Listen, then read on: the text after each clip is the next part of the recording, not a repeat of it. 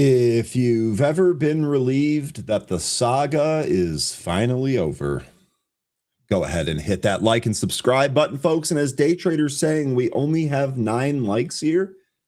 Guys, we're going to need to pump that up. We're going to need to pump that up right away. We are back to close out another week here in the market. Benzinga's pre-market playbook, the Friday edition for February 27th is back. We are expecting PPI here today. We had a slew of earnings yesterday, including Block and Zscaler and Dell. We have futures under pressure here today, but TGIF, we are going into the weekend. We're going to have a fun day here today. Mark Putrino on the slate for today. Anne Marie on the slate for today. So we're going to make sure that we have a good one here. Benzinga's pre-market playbook, the Friday edition for February 27th, 2026 begins right now.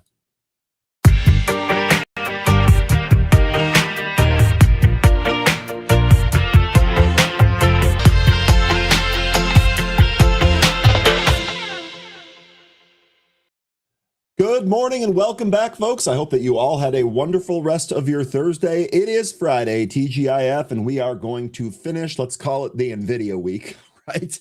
We're going to finish it off here today. We do have a data print coming up. We've got some more news to go through, and of course, what you're all here for, we're going to do some trading.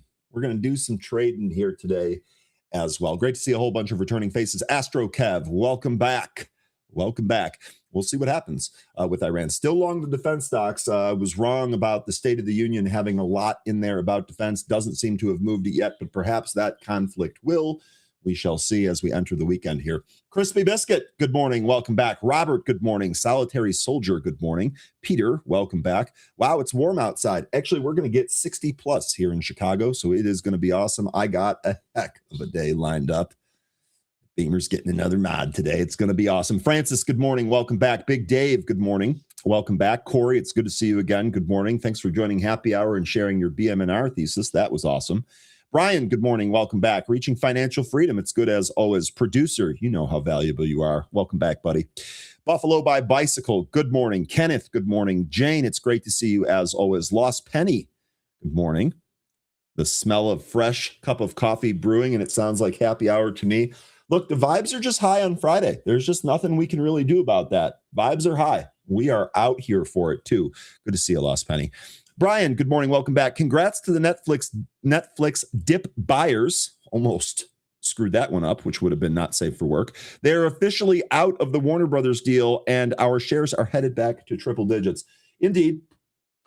Register ring for anyone that was buying the dip. Izzy was pressing me yesterday about buying the dip. Said that I was going to wait it out. Didn't really realize that they were going to have this collapse that day. So might have missed that. Now, on deck for today, you're right about that triple digits. Remember, Gary Black has been saying that too. He's been making the case that this thing goes back to 100 fast as soon as this deal's done. So maybe Netflix calls today, maybe 0DTE calls if you're looking for a day trade. We have a market that is red, so I don't think that's just indiscriminately buy. We want to see how it opens here. Maybe even let the first 15 minutes shake some of that volatility out. But Brian, indeed, whoever bought the Netflix dip, congrats. Really good stuff. Jim, good morning. Welcome back. Carlos, good morning. Welcome back. Day Trader, good morning. Welcome back. And I appreciate you trying to help us with these likes here. Again, guys, free way to support us.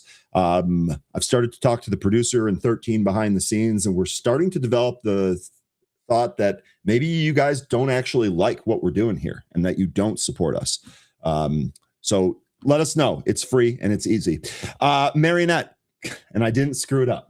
Marionette, good morning. Welcome back. Just passing through. Good morning. Welcome back. Linda, good morning. Welcome back. Cam, good morning. It's great to see you again. Ed, good morning. Welcome back. JJ, Durkis, Brandy, good morning.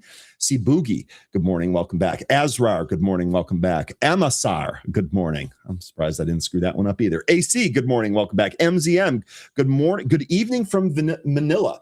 I am impressed every single day at the international audience that we're able to pull in here. It's absolutely fantastic. It's going to diversify our group more, which is going to make it even better. Just absolutely awesome across the board. Good evening. I hope you had a good day and evening. Acorns, good morning. Welcome back. Whisk, good morning. Welcome back. Carl, good morning.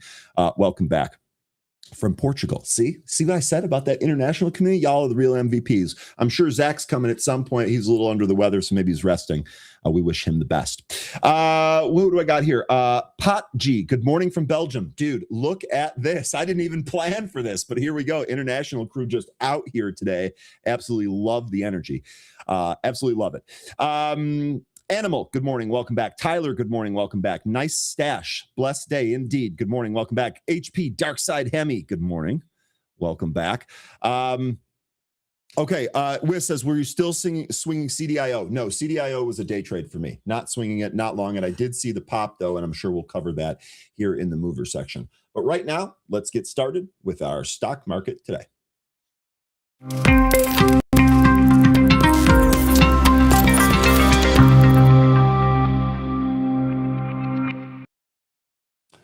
All right, futures are under pressure ahead of Friday's open here. S&P futures down 0.57%, Dow futures down 0.73%, and the NASDAQ down 0.59%. So all three indices under pressure.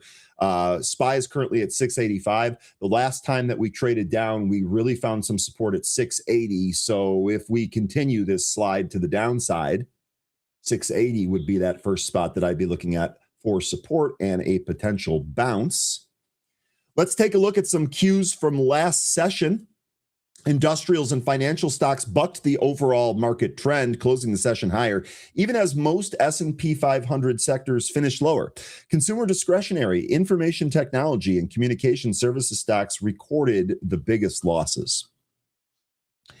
Investors are eyeing the publication of January's Producer Price Index data, scheduled to be released before the opening bell. Forecasts from economists suggest the headline wholesale inflation will climb to 0.3 this month, a figure matched by the projected 0.3 rise in the core PPI, which strips out more volatile energy and food sectors. Meanwhile, the 10-year Treasury bond yielded 4%, and the 2-year bond was at 3.42%. Those crept down a little bit. We'll see if that 10-year can get under 4. The CME Group's Fed Watch Tool projections are now pricing in a 96.1% likelihood. That number's jostling around slightly in the high 90s% for all intents and purposes. We're not getting a cut in the March meeting. The market knows that. We know that. We know that the market knows that, and the market knows that we know that the market knows that, just in case you were trying to keep score at home. Now, we have several stocks in focus here for you today, and the first one should come as no surprise to anyone.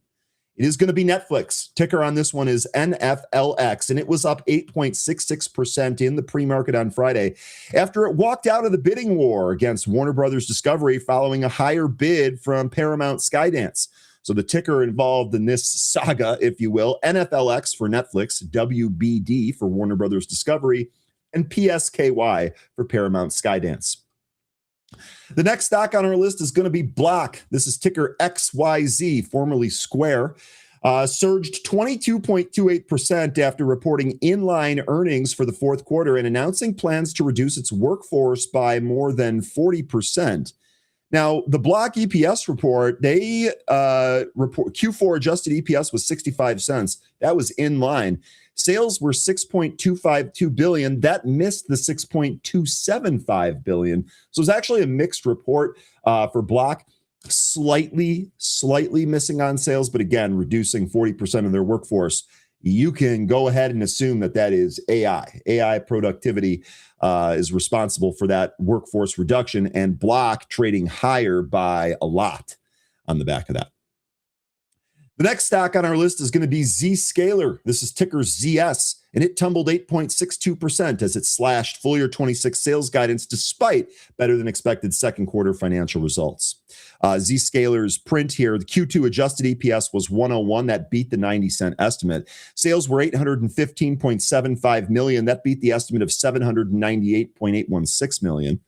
Zscaler raises the full year 2026 adjusted EPS guidance from 378 to 382 to a range of 399 to 402. The estimate was 381, so that full year guide was actually good. It lowers full year 26 sales guidance from 3.69 to 3.71 to a new range of 3.3 to 3.32. The estimate here was 3.296, so that one came in a little soft.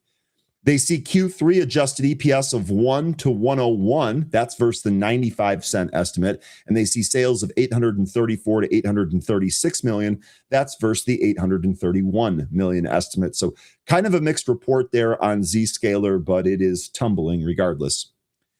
The next stock on our list is going to be Dell Technologies. The ticker on this one is DELL, and it jumped 12.64% after reporting better than expected fourth quarter financial results and issuing full year 27 guidance above estimates. Those numbers are as follows. Q4 adjusted EPS of 389 beat the 353 estimate.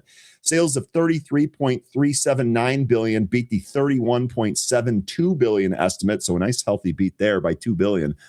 Dell sees Q1 GAAP EPS of 255. That was versus the 196 estimate, so that number was pretty good too. And Dell sees full year 27 GAAP EPS of 1152 versus the 961 estimate. So all signs go there. Dell's jumping.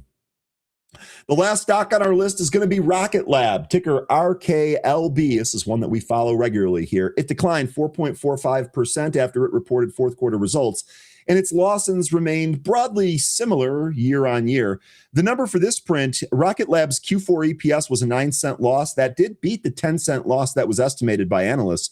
Sales came in at 179.652 million. That beat the estimate of 178.47 million. Rocket Lab sees Q1 sales of 185 to 200 million. That was versus the estimate of 184.98 million. So beat slightly on all of that, but man, still tumbling a little bit here.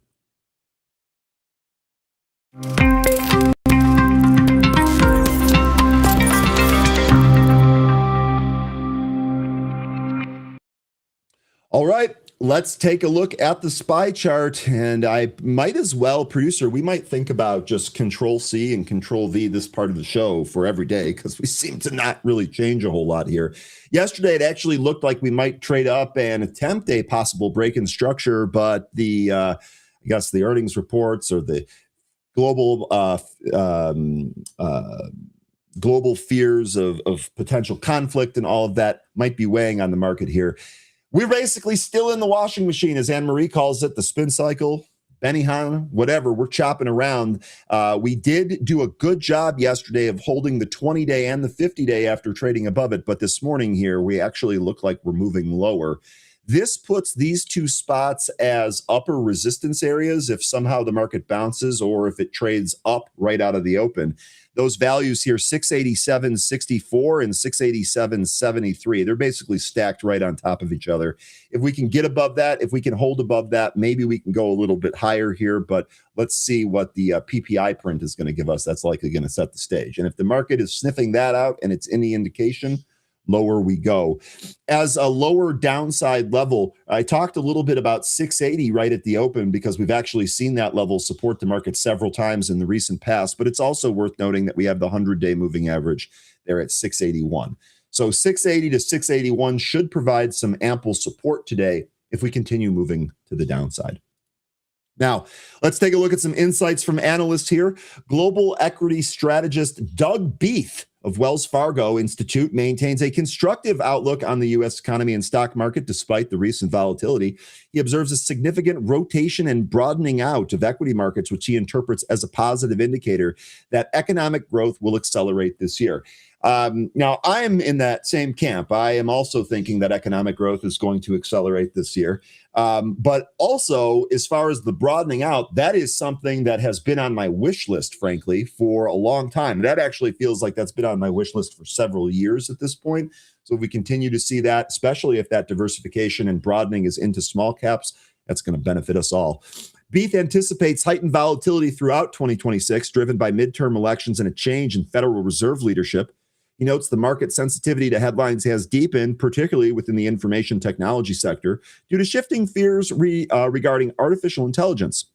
However, he views these functions as a prelude to broad equity gains later this year, and that is a direct quote. Strategically, Beath suggests that investors should stay nimble, never a bad suggestion, and capitalize on market chop as the opportunity to deploy new cash into U.S. large cap equities and financial sectors. I'd love to hear what your favorite areas to deploy that money would be. Supporting his optimistic view is the fact that the fourth quarter earnings estimates for the S&P 500 have accelerated to approximately 13%, with small and mid-cap indexes also exceeding expectations. Now, as mentioned, we are waiting for the January's delayed producer price index report. That is including headline, core, and year-over-year data, and that's going to be out here in 15 minutes. February's Chicago Business Barometer will be released by 9:45, and November and December's delayed construction spending reports will be out by 10. Now, let's just get to the big news here. I guess we can start with the chart if you want. Might as well. I would imagine you guys are probably going to ask Mark about this, or maybe even Anne-Marie, excuse me. Here's what Netflix's chart looks like. So at least where we sit here today, it sure seems like they're going to hold this 75. We actually, I know it's kind of very short-lived here, but we actually had a double bottom here at the 75. This was a previous resistance area. We talked about this and then maybe 60 to 65 being the next area down as a previous consolidation zone. But right now, at least for now, it looks like they're holding this as the support. And the recent up move here in Netflix has caused us to recapture and close above the 20-day. With the gap today, we're actually recapturing the 50-day, and we're going right to that 500-day. So I actually have that value at 90.83, current price here at 91.10. So we're 30 cents above that level. I think where Netflix closes today is going to be really important. I do think there is a possibility that this tries to run towards the round 100 number, although I don't think that's necessarily a guarantee. As far as the RSI goes, we're still at 66 here. So there is absolutely still some room per the RSI for Netflix to run higher. Now, some details here. In a statement released Thursday evening, Netflix officially decided to walk away from its bid for Warner Brothers, choosing financial discipline over a bidding war. And investors are rewarding that decision very, very clearly. After Warner Brothers' board officially labeled Paramount Skydance's offer a superior proposal, Netflix co-CEOs Ted Sarandos and Greg Peters announced they would not match the higher price. The company stated that while original negotiated transaction would have created value, the cost to match the new Paramount Skydance offer was no longer financially attractive. The co-CEO clarified that acquiring Warner Brothers Discovery was nice to have at a specific price point, but certainly not a must-have at any price point for the company's future. Netflix thanked Warner Brothers Discovery leadership for a fair and rigorous process, acknowledging the strength of Warner Brothers' iconic brands even as it withdrew. Now, there are some ripples for this. Some are saying, is this Hollywood's worst deal ever? In the hours after Netflix walked away from its bid for Warner Brothers Discovery on Thursday, clearing a path for Paramount Skydance's $111 billion takeover of one of Hollywood's most storied studios, a prominent film critic was already calling it a disaster in the making. On the latest episode of the Big Picture podcast, Sean Fennessy offered a blunt verdict, quote, "There was no good outcome in this sale. The history of Hollywood studio mergers and acquisitions is littered with creative roadkill," end quote. Netflix co-CEOs Ted Sarandos and Greg Peters announced Thursday they would not raise their offer to match Paramount's revised $31 per share bid after Warner Brothers' board declared it superior. Streaming giant said the deal was always nice to have, but not necessary to have. David Ellison controls the studio behind Succession and Oppenheimer, The Sopranos, and CNN. Barry Weiss leading CNN should be lit, by the way. Fennessy's central argument is that Warner Brothers never needed to be sold at all. He goes on to say, and I quote, "It's a great business with enough viable properties to sustain another century of film, TV, and any other forms of media," end quote. He goes on to say, but the people who bought the company in 2022 bought it to sell it, end quote. A damning framing of the deal as a corporate flip of a crown jewel rather than a strategic vision for its future. There's a reference, that's a reference to the 2022 merger that created Warner Brothers Discovery when AT&T spun off its Warner Media assets and combined them with Discovery under CEO David Zaslav. He invoked the Disney-Fox merger of 2019 as a cautionary tale, quote, "Look at the Fox-Disney deal from 7 years ago and ask yourself if it helps movies in any way. This one could be significantly worse, end quote. These deals, he argued, tend to favor corporate synergies over creative risk-taking and shrink the number of people who get to work in the movie business. No mention of AI, which has also been talked about shrinking the people who worked in the movie business, a convenient blaming off-ramp. The political dimension of the deal is where Fennessy's alarm is the loudest. Who's surprised about that? Ellison will now oversee not just the studios behind Game of Thrones, Barbie, and Dune, but CNN, HBO, and CBS, a network already under scrutiny for what the podcast described as a pivot rightward and in the direction of President Trump, or maybe a pivot back to the middle.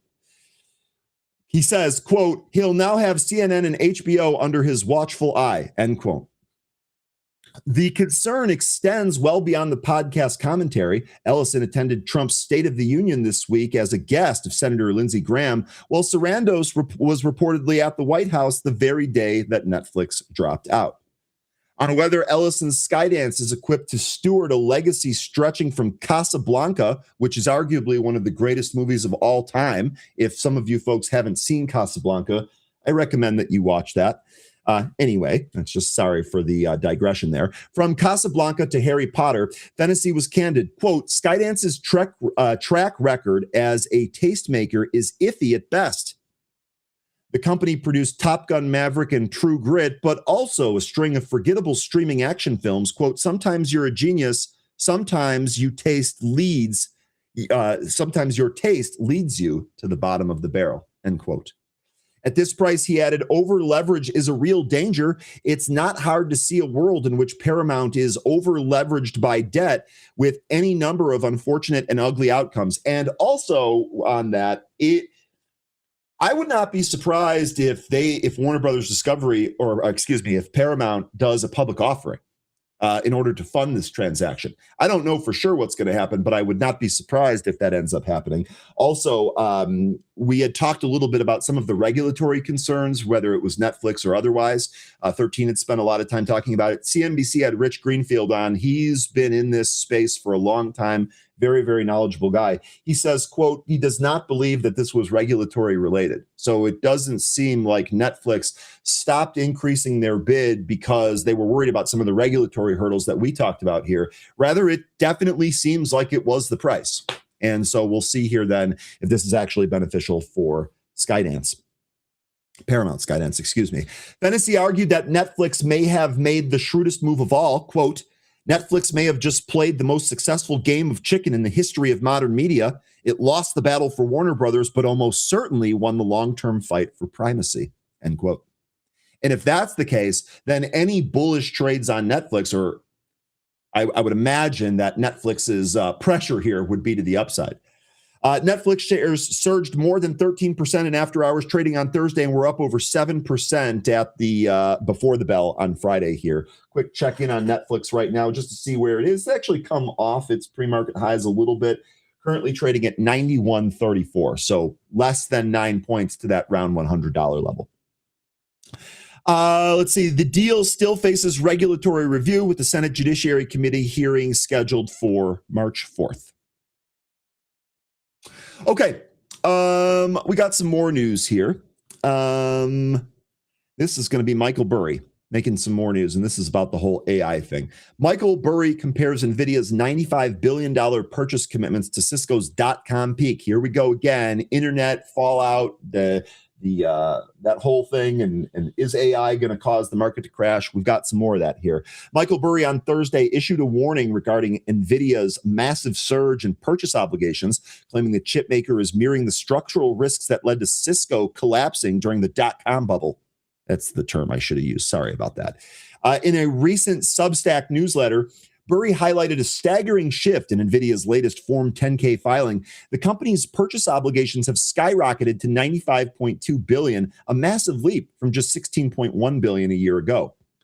When combined with other supply agreements, NVIDIA's total commitments now stand at approximately $117 billion. Burry argues that this isn't a reaction to external shocks, but a fundamental risky change in how the company operates. Quote, this is not business as usual. This is risk, end quote. He noted that NVIDIA is being forced to lock in long-term capacity with suppliers like Taiwan Semiconductor before future demand is fully known. Quote, the new reality reflects a deliberate decision to lock up supply chain capacity further than NVIDIA has ever done it before, end quote. Now, remember, we heard Jensen saying compute equals revenue. So it's no surprise that he's spending it there. Who's going to be right? I love the market. The crux of Burry's thesis lies in the haunting similarity to Cisco systems in 2000. At the height of the internet boom, Cisco aggressively committed to supply contracts to support its projected 50% annual growth. When tech spending plummeted, Cisco was left with billions in unusable inventory and saw its stock price crater by over 80%. And actually, we've shown that here before. We've actually looked at Cisco, most notably because recently we finally got to that high. It took what? 20 some years, but we finally got back there. And so we've actually been looking at that chart quite a bit here.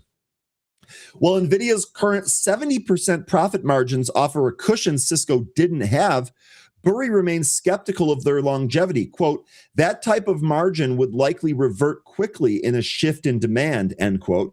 He went on to say that the current AI darling status provides no immunity to a cyclical downturn. Now, remember, one of the things that I had said yesterday morning, which was spawned from a discussion when the NVIDIA earnings first came out, is that they gave this gross margin figure of 70 to 75%, or I think it was like 74.9 to 75%. And they said that they have a variance of 50 basis points.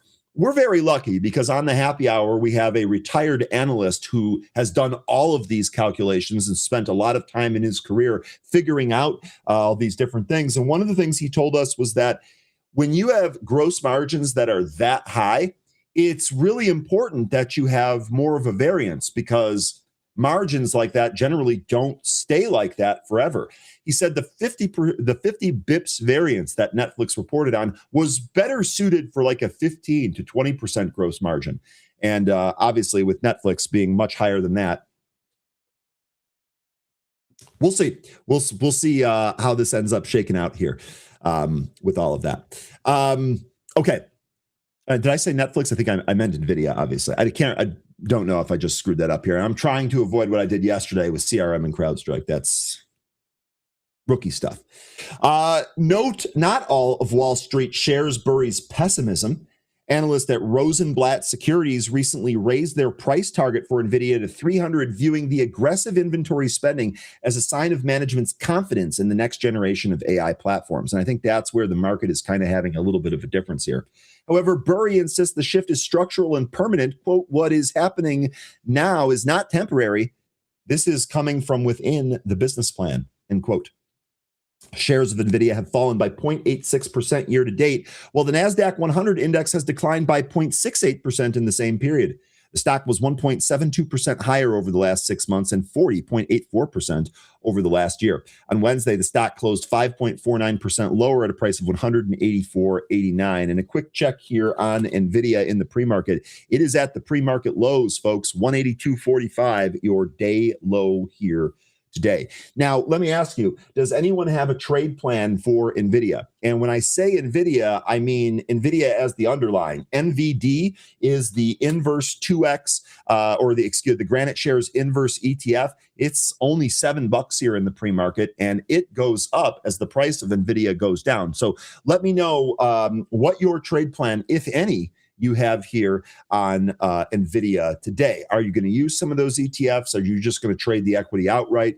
Are you going to use options? What's the move? What is the move? I'm sure there are more folks here that are wanting to probably trade NVIDIA here today. Oh, maybe Netflix takes away from it. We'll see. Let me know what you folks are looking for here. A little update here on Starship. Elon Musk is highly confident that Starship V3 will achieve full reusability, but there's one catch. SpaceX will only try. I love the little hook there.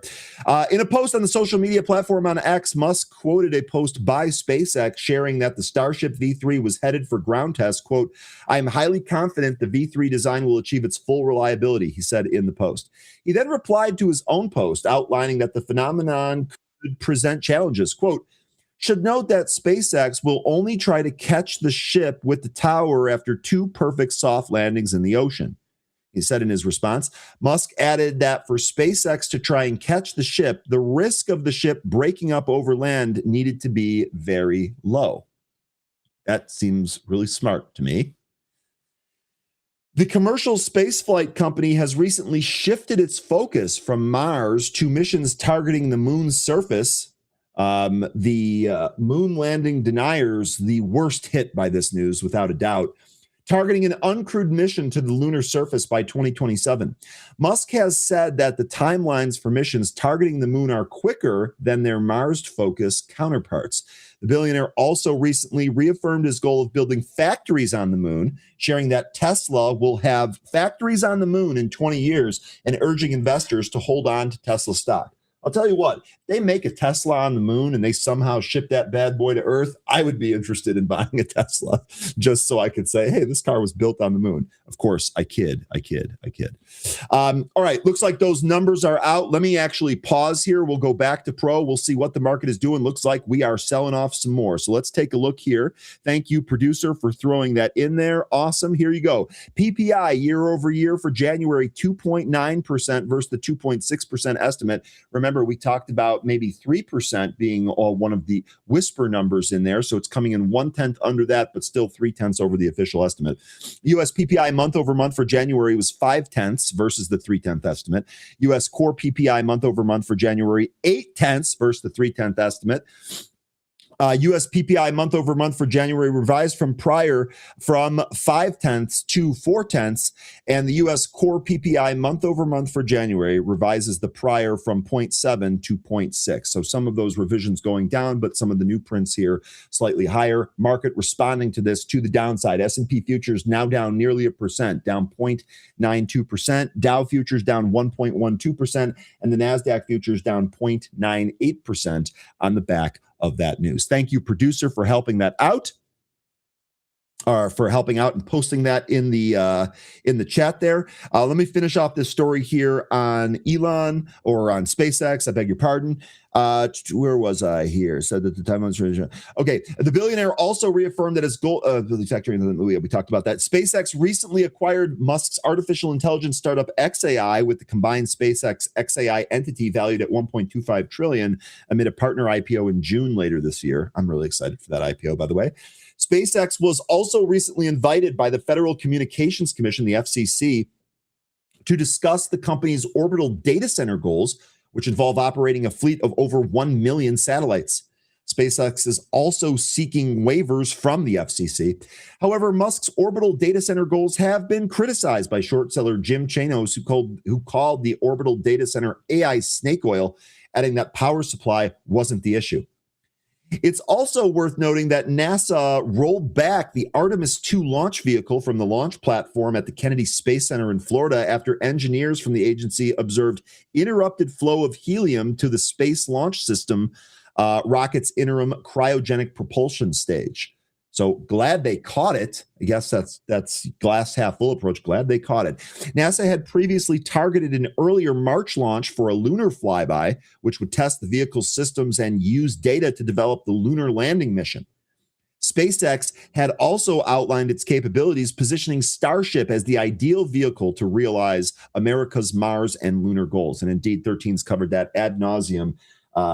Starship, the payload that Starship can simply take into space is just exponentially better. Okay. What time is it? We're 3 minutes after. You know what that means, folks. It is time for Mark Putrino. Let's see what he's got for us here today. I don't have my graphics ready. I'm sorry about that. Mark, let's bring him on.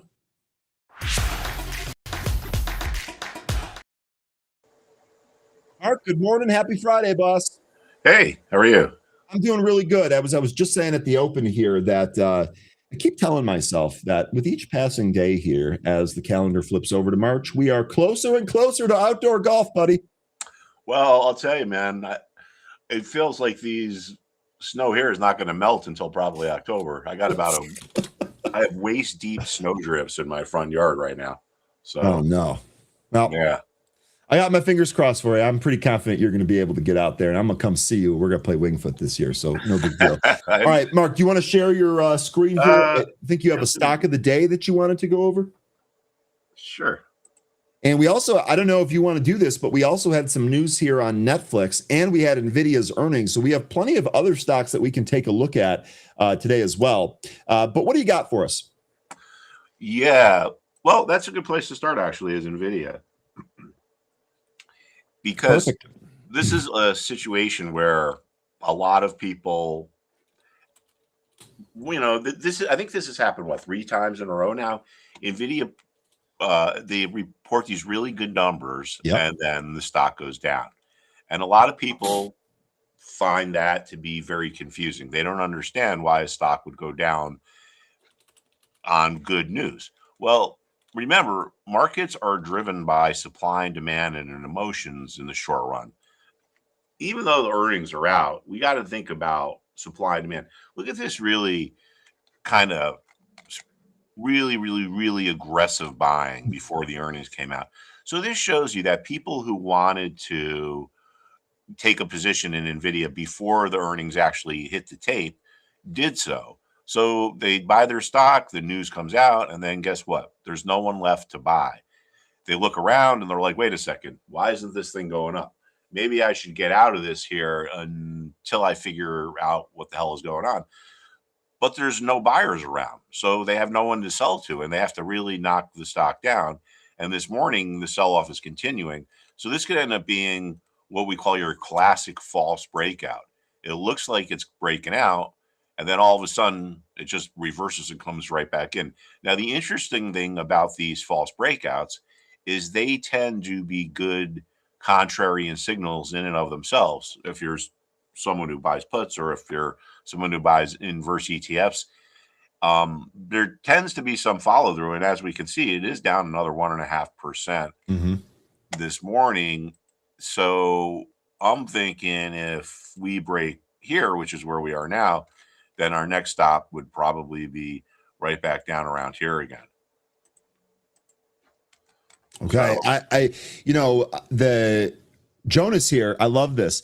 Jonas, we're talking about NVIDIA here selling off after the earnings. Jonas here saying it's because everybody with sense is selling to rubes after earnings. I totally get it. It feels like a sell the news. Mark, my big thing here is, are we at peak earnings for NVIDIA? Who's left to buy it? So they come out with this great quarter. Who's left to buy it? Who's going to drive it higher? Yeah, I mean, that's a good point. It's like markets go down when they run out of buyers. Exactly. So, that's exactly right. So I don't find this surprising. But that's what's going on. If you alluded to the old expression, buying the rumor, selling the news. That's what happens when you have this news that's widely anticipated to be really good, whether it's earnings or anything else. People buy ahead of it, and then when the news comes out, it's like everyone owns the stock already, so it just goes down. Some old Wall Street expressions are based on fact, and that's one of them. So anyway, another thing I was looking at here, actually, this is pretty kind of frightening news over here out of Block or XYZ. Yeah, I covered this earlier. What do you got for us here?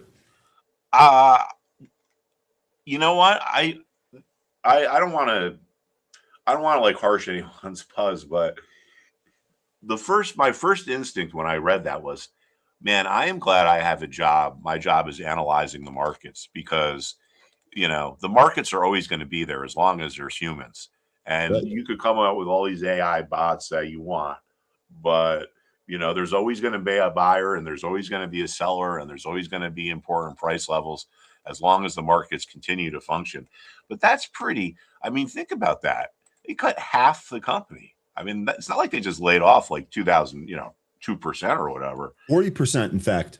Yeah, that's insane. So here's one of the things Day Trader here is saying in the chat: XYZ never needed 10,000 employees. Now, I don't know if that's true or not. I tend to believe this right on the surface. It seems like an automated tech company. I'm not really sure why you would need 10,000 employees. You're probably right about that.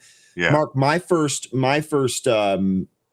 reaction to this is, well, a 40% cut in the workforce, well, that's going to be good for the stock because they're going to have to pay out less to those workers. This is absolutely because of AI. And to your point about being thankful that you follow the market, yeah, I mean, here's the thing, and this is what we've been saying for a long time. AI is going to, technically, yes, it's going to delete some jobs, but it's also going to create other jobs, because if you've tried an AI tool just like a couple of times, you realize that garbage in, garbage out is like a real thing. And if you're not skilled at prompting and then analyzing what the AI tool gives you and then revising your prompt, you're not going to get these big productivity benefits. You're going to get a bunch of garbage as you put garbage in. And so I think the better way to describe this here is that there's going to be a shift in some of these jobs, and how long that takes for people's skill set to catch up with the shift, I don't know the answer to that. But interesting comment here. They never really needed those amount of employees. Well, yeah, I mean, that is how things tend to work, right? People, when a company's doing really well, they hire more people than they need because everyone's giddy. And then when things turn around, they lay off more people than they should. It's just that extreme going back and forth. But anyway, this stock is trading around here this morning. I mean, I'd be looking for, I mean, you know exactly what I'm looking at here without even me having to mention this 72-ish level here. Oh, yeah. See how what was support turned into resistance. So, I mean, as a trader, I don't think I would do anything here. I'd wait to get some kind of direction. But I would say that if we start to get up to around 71, 72, I would start paying attention, looking for some type of a reversal there. Just based on the fact that we're going to be really stretched out. And what happens in a situation like this is you get the people that buy here think they made the right move until the support breaks. And then a lot of them say, hey, if I can get out of this at break even, I will, because I made a mistake. So remorseful buyers from here, placing sell orders here, can make this level that was support become resistance. So that's why I think there's a good chance there could be resistance there.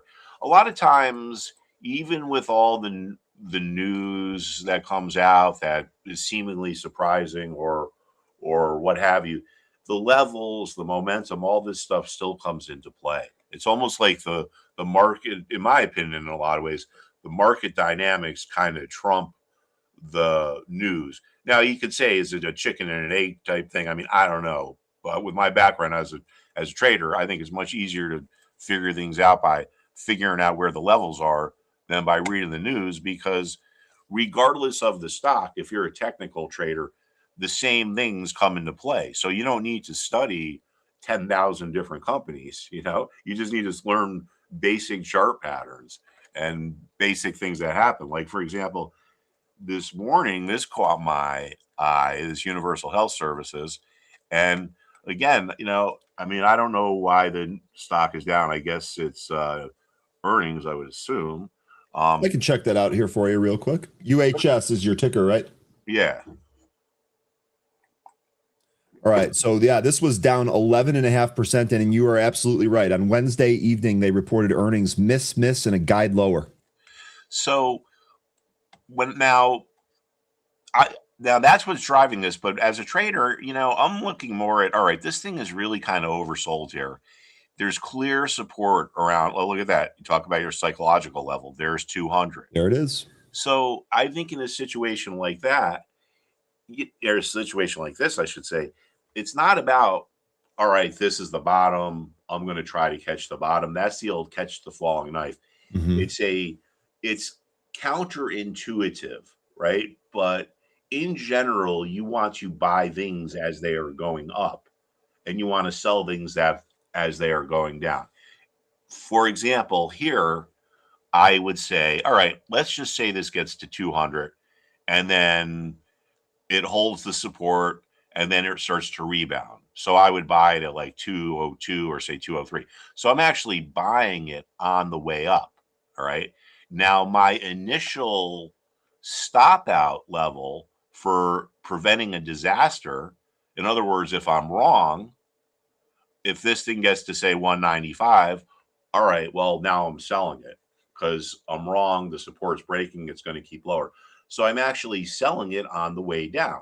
Now, let's just pretend or assume that I get into this position and it starts going my way and it starts to trend higher here. And I say to myself, all right, I'm going to stay in the stock as long as it's in this uptrend. Well, when it crosses the trend line, that's when I sell. It will probably be either going sideways or even kind of on the way down. A lot of people say to me, oh, a stock is up. My stock is up 20%. Should I sell it? That's a great return. Well, any stock in history that's ever been up 80% was up 20% at one point, right?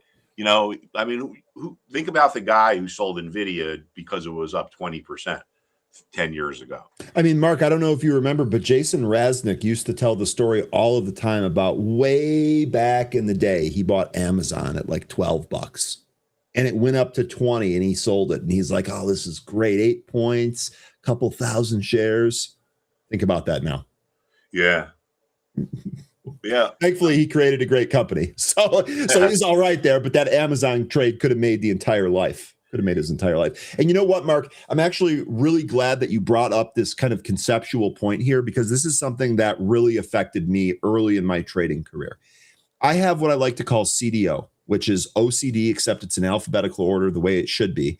And when I see a stock coming into a support level, just my own like personality, I want to get the best possible price. I want to get this at the bottom. If I can bottom ticket, great. If I miss it by a little bit, not the end of the world. It took me probably several years to realize what was actually going to help me was if I would wait for this to start to trade back up. Because a number of times I'd actually get entry right at a spot. I'd be like, okay, great, this is awesome. Then it would fall away from that spot, stop me out. 2 days later, end up going higher. My plan was right. I was just too tight on the stop, too tight on the conservative approach there. And so when I started to learn that, hey, you should really start buying some of these things when they confirm their support level and start trading up, my percentage of wins went higher, despite me maybe not capturing as much of a percentage gain on the move. Yeah. I mean, that's an easy mindset to get into because it's just human nature. Now, I think a way to help your returns is to remember why we're here and remember what the job is. And it's not to be perfect. It's to increase the value of your account. Now, if you're in the part of the hedge fund world that we call the prop trading or discretionary trading world, the way the business model usually works is a firm will give you capital. A firm will give you, 20 million, $30 million and say, okay, you get to trade this and you keep X percent of whatever your profit is. That's how you're going to gets compensated. Now, when you go in, when that trader goes in and has his monthly meeting with his manager, what does the manager look at? Is the manager going to say, hey, did you buy stuff at the bottom? Did you sell the stuff at the top? No. The only thing that person is going to look at is, okay, you increased the value of your account this month. Your account is up 5% or 6%. Good job. That's it, man. That's why we're here. It's to make money. It's not about being perfect. And I think a lot of people get too caught up in the minutia and the perfections and the noise that's out there 100%. in the news about the market, and they forget, why we're here. And it's almost like if we want to go to a golf analogy, well, yeah, I mean, it's great to be able to crush a 300-yard drive down the fairway, but ultimately you're there to get a good score. So maybe instead of hitting that drive, you hit a 5-iron just to prevent disaster, because that you could hook that drive into the Yeah, I mean, pond. there's been a number of times I've hit close to, I don't know how many times I've actually been above 300, if I'm being honest here, but I've really hit that thing on the screws, smoked it dead center of the fairway, and I walk up to the ball like a boss, Mark, and I pull out my 60-degree wedge and I shank it into the woods. Yeah, it happens to everyone. That's just how it goes sometimes. So also real quick here, Brandy said, I have that problem too. The quality product says, I'm learning that lesson on EOSE. Look, folks, here's one of the other things I want to say about this. This is not uncommon. You are not alone. If you are trying to grab the most perfect price because you realize that's going to give you the most amount of profit, that's natural. It's okay. It's these habits that we kind of have to break, or maybe not even break, but alter a little bit. Because as Mark's saying, It all comes down to what your actual P&L is. Nobody cares if you hit the bottom or the top. They care if you made money or not. Exactly. And I think by thinking that way, it makes it more formulaic. And the bottom line is this, right? People lose money because they make bad emotional decisions, and people make bad emotional decisions because they guess, and people guess because they don't have a set plan. Now, something like this, something as simple as this, universal health services. I mean, I could say, all right, well, I'm going to buy it now. I mean, it was down 11.5%. I mean, it's got to be a bargain at that price. Well, it could keep going down and it could end up breaking the support and keep going lower. So here is a real simple entry. Okay, well, this RSI is dropping like a rock. If it starts to go higher, that will tell me that the trading pressure, the selling pressure is abating. And that's when I buy. So now there's no guesswork. I know exactly what needs to happen for me to buy this. If that doesn't happen, I'm not going to buy it. And your system right there, what you've done, that removes emotion, and that's going to make you a better trader. I love this, by the way, Mark. I might have to repeat this. Scorecards don't have photos. Exactly. It doesn't matter if you make a birdie and it's ugly because you went into the sand and then you hold out from the sand. What matters is a score. There's no pictures on that. That's a great quote just passing through. I'm going to remember that. And then this hits. This is relatable AF, as the kids say.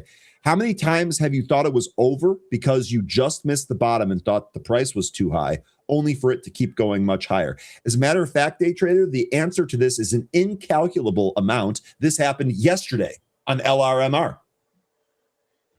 Happens all the time. Happens all the time. I have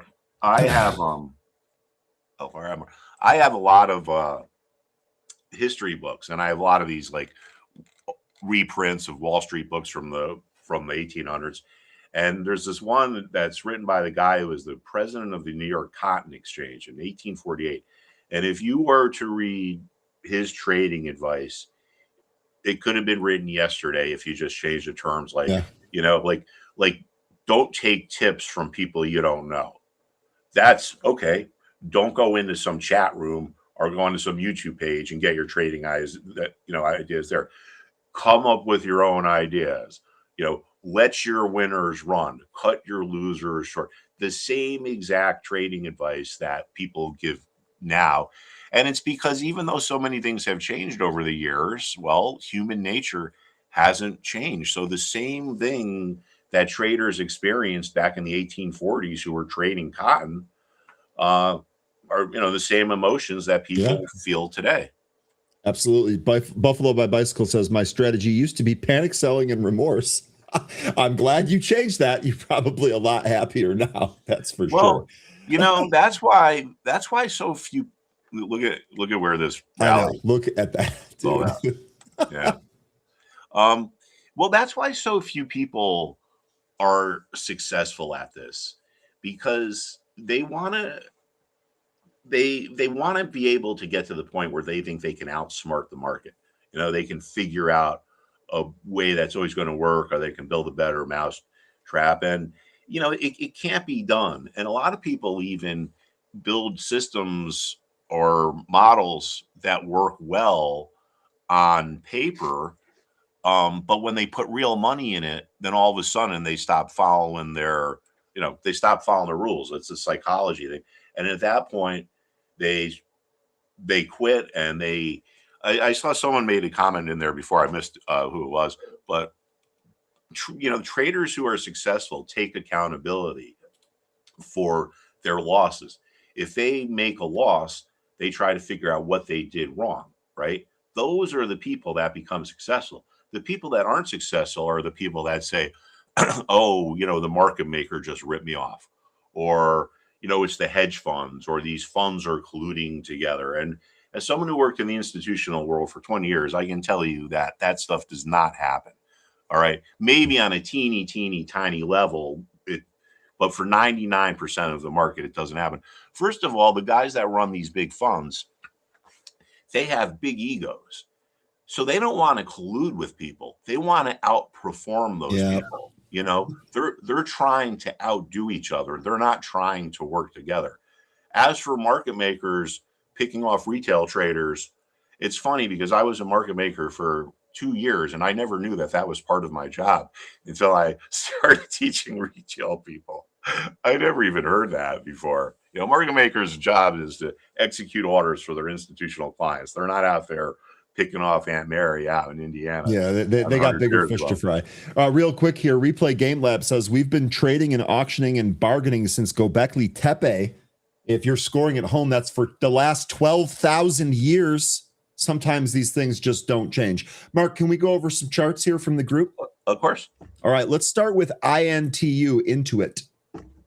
You know, I would be willing to bet that if there were charts of whatever you just referred to there, or what the Romans were trading, or what the Phoenicians were trading, we'd probably see the same patterns. You're right. The problem is that back 12,000 years ago, they had to carve those charts on stone, and it took a while.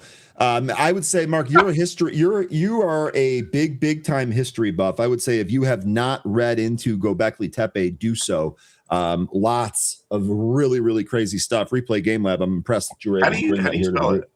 I don't know what the other character is, but it's GOBEKLITEPE. And there's a lot of controversy going too. I start with the history, but then look into some of the decisions that have been made and how controversial some of them are. It's really fascinating. Really interesting. Yeah. Okay. Well, cool. I got something to do this weekend. Well, you know, this stock here is Intuit. I mean, it looks like it's found some support here. And let's look at some, you know, I mean, where is it this morning? Trading down about 383. So it's trading about here. I mean, I don't know if it's a buy yet, but it looks like it is turning. I mean, it's held. And even though this level was from, you know, whatever, a couple of years ago, you know, look at the market memory, 350. So there's your round price. I mean, this was a bullish engulfing pattern here the other day, right? Which is some pretty positive action in the morning. It looked like it was going to be down. That's where it's trading this morning. Yeah, I mean, to me, this looks like a stock that is making a reversal. It's come off the bottom. The RSI has turned. So this is the type of thing I would buy. Yeah. Okay, let me ask you a question. When you're saying that, because I've seen this formation too at this stage where it looks like, yep, we came into support level, we reversed. And then maybe it trades up a little bit more, and then it rolls over and goes lower, almost as if this is flagging to the bear side. How do you determine that, or do you basically just manage that with a stop because you can't necessarily determine it ahead of time? Well, from the real short-term point of view, you want to look at the levels and what level has been in play. All right. Now, if, for example, if we look here right around whatever this is, 380, just think about this price level. It was the closing price here. It was the opening and closing price here. It was the closing price here. It was the opening price here. It was the closing price here. So this particular price level, a lot of volume and a lot of interest has traded. A lot of volume has traded here over the last couple of days. So there's probably a lot of interest there. So that's one of the things I was looking at. As long as we can hold right above this little short-term kind of close here, then I would be okay with being in the trade. If it doesn't look like this is going to hold, and it looks like by the end of the day, we're going to get some kind of reversal, well, that's where I would get out and just take a small loss. And remember, success is about not having disasters, right? Right. So small losses, keep them small. That's really the difference between the really successful people and the unsuccessful people. Is successful people don't have blowups, you know? Like the blow up to a successful person is a double bogey. Yeah, that's a really good analogy. You know how many times I put a snowman on that card when it's a par 3? It's the most embarrassing. You just walk back to the cart with your tail between your legs, cursing and maybe even breaking things. I was almost about to break 90 for the first time ever with a legitimate, you know, no mulligans, no gimmies. So there's this Garden City Golf Club. It's one of the few places in the country where it's men only still, and you got to wear a jacket. So anyway, you come up to the 18th hole, and I'm thinking, man, all I got to do is bogey this, and I'm going to have an 89. This will be the first time I've ever broken. You sealed your fate. legitimately. You sealed your fate when you did that. So all these old men are sitting up there on the deck. They got the lawn chairs or whatever they're called, those big chairs. There's maybe 30 of them. And they're all just watching you. And, if you hit a good shot, they cheer. If you hit a bad shot, they boo. So I go up there, I hit the ball, it goes over the green, it goes over the bunker, and they're all like, "You suck." I mean, it's all in good fun, but it does put a lot of pressure on you. Of course. Okay, Mark, if you have to go, that's fine. If not, I think we should look at Netflix on your way out. Yeah, I can get one more in here. Boom.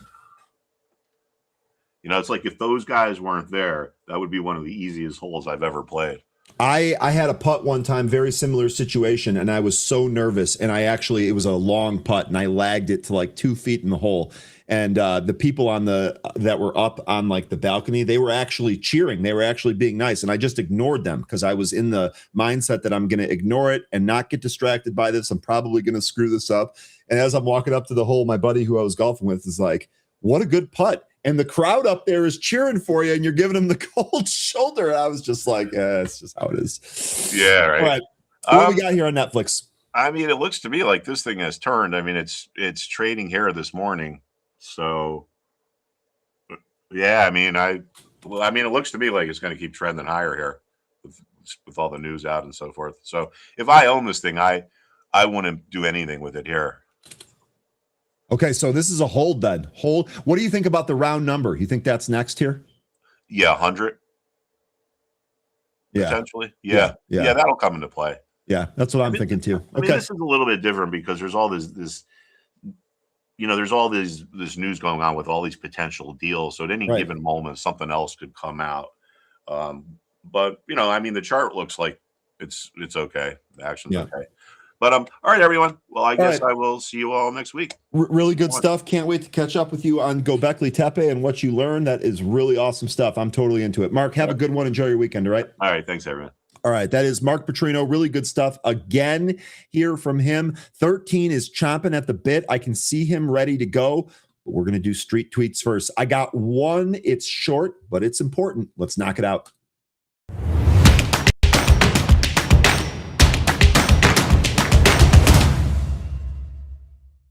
Okay, so your first street tweet here comes from Hedgeye. Breaking, and this was yesterday, mortgage rates dropped below 6% for the first time in 3.5 years. This is in the news a lot. There's a lot of wanting to get first-time home buyers into homes, more housing activity. We had Rocket report last night. They had a good report. They were trading up, mortgage rates dipping under 6. We want to see this continue here. So this is a good sign, but it's early in this. My question to the group is, are there any housing stocks that you folks are starting to look at? Or is there a threshold with mortgage rates or some other type of catalyst that you're waiting for first before trying this to the upside? Good to see mortgage rates going under 6 for the first time. Okay. It is time for pre-market pulse, which means it's time for 13, which means it's time to put your hands together and smash that like button, double fist it. Let's bring on 13.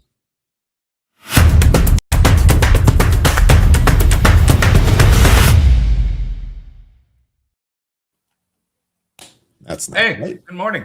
Good morning, 13. How you doing, boss? I'm doing all right. Having a pretty good morning. We made it to the weekend. Let's knock this day out and then put our feet up. Not yet. We didn't. Not yet. We didn't. We got another session here to get through. We've got some more movers to get through, and I am sure the chat has some levels that they want you to feed to them on a silver platter, 13. So we got some stuff to do before we head off to the weekend, but we're still going to have some fun. Let's go to the movers. Let's knock that out. Then we can use the remaining time for ticker time. What do you say? Sure. I mean, the movers list was not that great once again. Lots of penny names, which we're not going to touch, and lots of ETFs.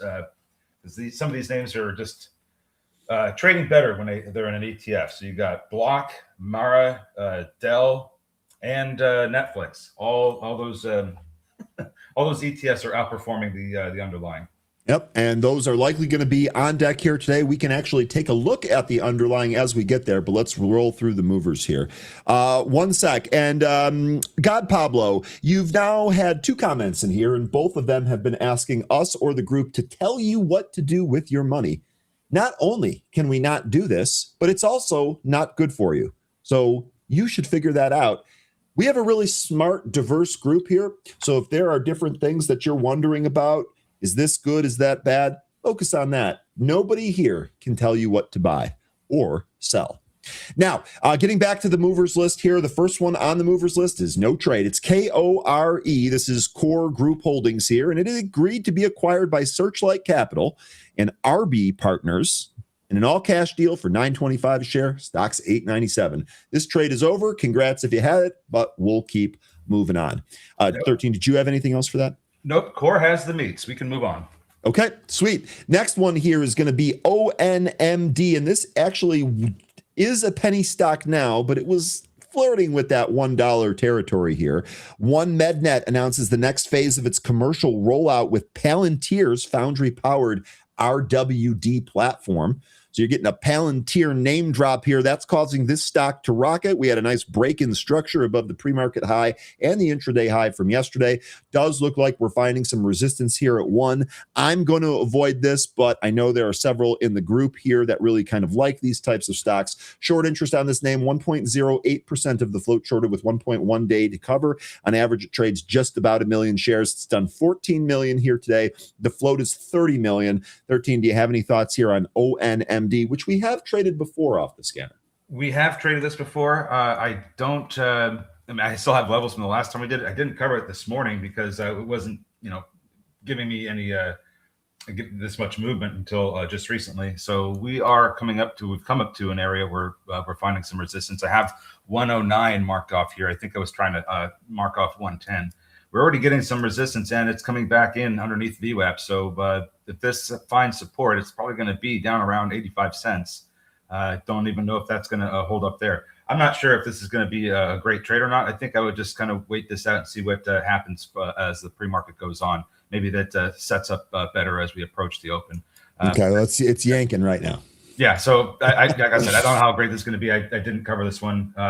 Great that they're getting use of Palantir's RWD platform. But like I said, don't know how great this is going to be. I think I would just wait and see how this is going to shape up going into the open. Yeah, I'm with you there. We'll see if it holds that 15 EMA or the VWAP there. All right, next we have CDIO. This is one that we traded earlier here today. This actually spiked in the after hours yesterday. It's really come back to earth starting yesterday in the after hours, then continuing here today into the pre-market. Did we have anything here? We had a form. No, that was last week. So we have no fresh news here. So this looks like just kind of continuation from earlier this week. Perhaps there's some relative volume stuff happening here, but CDIO spike up to 10, came back in, looks weak, can't get above the VWAP. Quick peek here, just a reminder at some of these other stats for the stock. 7.2% of the float shorted with 1.13 days to cover. On average, trades 3.5 million shares. Done 3 million here today. The float's 1.7. Think we might get another move here in CDIO today, 13. I mean, if it's going to have to happen, it's going to have to happen at some point soon, because it's been leaking all morning. We still haven't been able to recapture the VWAP. I think that's one thing I'd be keeping an eye on, if we can get back over the VWAP and start closing over it on the 5-minute chart. But we are now also beneath the 65 EMA. I get the sense that this could still go lower. Might be support down around 620, but I wouldn't be surprised if this lost $6 and went down to about 590, where the 200 EMA is. You could draw a trend line here. I don't know how great it's going to be. We don't have news attached to this, so I think I would just also wait to see what this gives us here. Sure. Okay, CDIO, we'll see. We got a lot of the bigger stocks on the list here. I'm not even sure I get to some of these movers here today, but we'll see. That's what's going on. Xwell, this is one from yesterday. Actually, the day before, excuse me. Well, both days. They're moving on a private placement. Yeah. Okay, there we go. Moving on a private placement. We did put in some new highs here. Sure looks like 180 is going to be a spot that we would need to get through. 13. We'll see if you have any more here coming up. We do have We got a recent update here on the short interest. This was effective as of February 25th. So that was Wednesday this week. I can't remember if we talked about this before Wednesday. Nonetheless, percent of float shorted has jumped up to 8.3% here with 1 day to cover. On average, stock trades 7.2 million shares. It's already done 8.7 and the float is 5.3. Do you think we have any more stuff here? Private placement? What do we have here on XWell? I don't know, but every time I see this, I kind of wonder if Jason Raznick is still playing this. This is used to be XSPA. Oh, you know what? I haven't talked to him recently. I don't think he is, but I didn't even realize that was the same one. That was one of the most epic moments on live stream stock stuff ever. That was hilarious. I watched that several times that day. I thought it was hilarious. But so this is used to be XSPA. It's in that. It's a holding company. They have XPA and Express Test and the other Express stuff as well. This is anyway. They had tests that they were being utilized in airports for COVID during that whole time. That was the Jason Raznick trade. This this is a private placement now. I don't know exactly where we're gonna see this go today. Let me see if I can get an idea of where this is on the chart.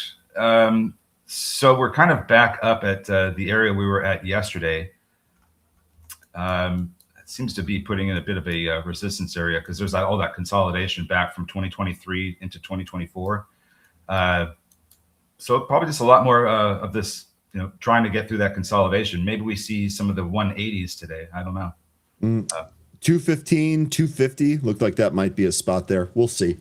Did you have anything else? Can I move on? Yeah, you can. All right. The next here, as far as the movers, is Battle. This is BATL. This is Battalion Oil. Looks like this is actually spiking here this morning. Had an impulse move, a corrective move. Now it looks like we're trading back up to the VWAP. Stock is trying to do its best to hold on to the $5 level here and move back up to that VWAP.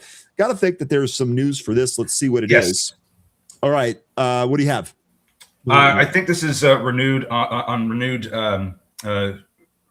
U.S.-Iran tensions. Oh, that's right. Okay. There's another one that I also covered. I didn't quite cover it. I saw it was moving, but I didn't quite cover it. TMDE was also moving, and I think that was also because of the Vance comments that came out recently. That's moving oil names. Okay. All right. Now, we already kind of talked about this a little bit, but this is going to be Block. Just as a reminder here, ticker XYZ. This is Block. This is trading higher on earnings and also a staff reduction. So let me just run down everything that's going on here. First of all, Block EPS 65 cents. That was in line. Sales slightly missed. Okay. They also mentioned that they're going to reduce their workforce by more than 40%. Yes, AI is to blame there. Here it even says here, Block plans to replace nearly half its workforce with AI. So LOL. But we also had, let's see, Morgan Stanley upgrades Block to overweight. Now, this is not a price target change. This is an actual upgrade to overweight and a price target hike to 93. That is 30 points away from where the current price is. BTIG reiterates their buy and maintains their $90 price target. They never budged. Needham maintains their buy and raises the price target to 90. So it sure seems like Block here looking to go towards 90, or at least the analysts think that. We had we're up 16.5%. As you can see, we're actually up higher than this. Looks like we were going to try for that 70 area. 13, you got any spots here on Block? I didn't actually look at this one, but I do see a trend line here on a daily chart going back to December of 2024. We could certainly draw that out there. And another comment that Dorsey made when they announced the earnings. Is this the tweet that day traders referring to? I don't know, maybe. Jack Dorsey's tweet talking about how he expects other companies to be doing this. So this narrative about AI taking jobs or at least reducing the workforce, that's expected to happen. We're going to see some labor side shocks in the future. And I think that this could lead to some job losses, as a lot of these disruptions can. Same thing happened with the computer, but it's not going to upend complete industries. Yeah. Okay. Well, first of all, I'll take responsibility for this. I apologize. I absolutely should have found that day trader and made that a street tweet. That's a really good suggestion. And you know what? I will try and find that and link it here for the group. If you think it's valuable for those folks to read, let me see if I can track that down for you here. That would have been perfect for Street Tweets. I'll try and get better here. So I formally apologize to the group. All right. Anything else that you have here on Block? Yeah, I'm looking at a couple of resistance areas as we approach, some of these EMAs on the daily chart and some previous levels. Looks to me like $72 is going to be a pretty big spot, and that's going to be near the trend line that I just mentioned. That's should take us up to about 75. So if we go through 75, we're kind of breaking the trend line today. Just something to watch for. I don't know if we'll end up doing all that. There's a significant amount of sideways consolidation from 72 to 82. But we'll see how the market reacts to this. All right.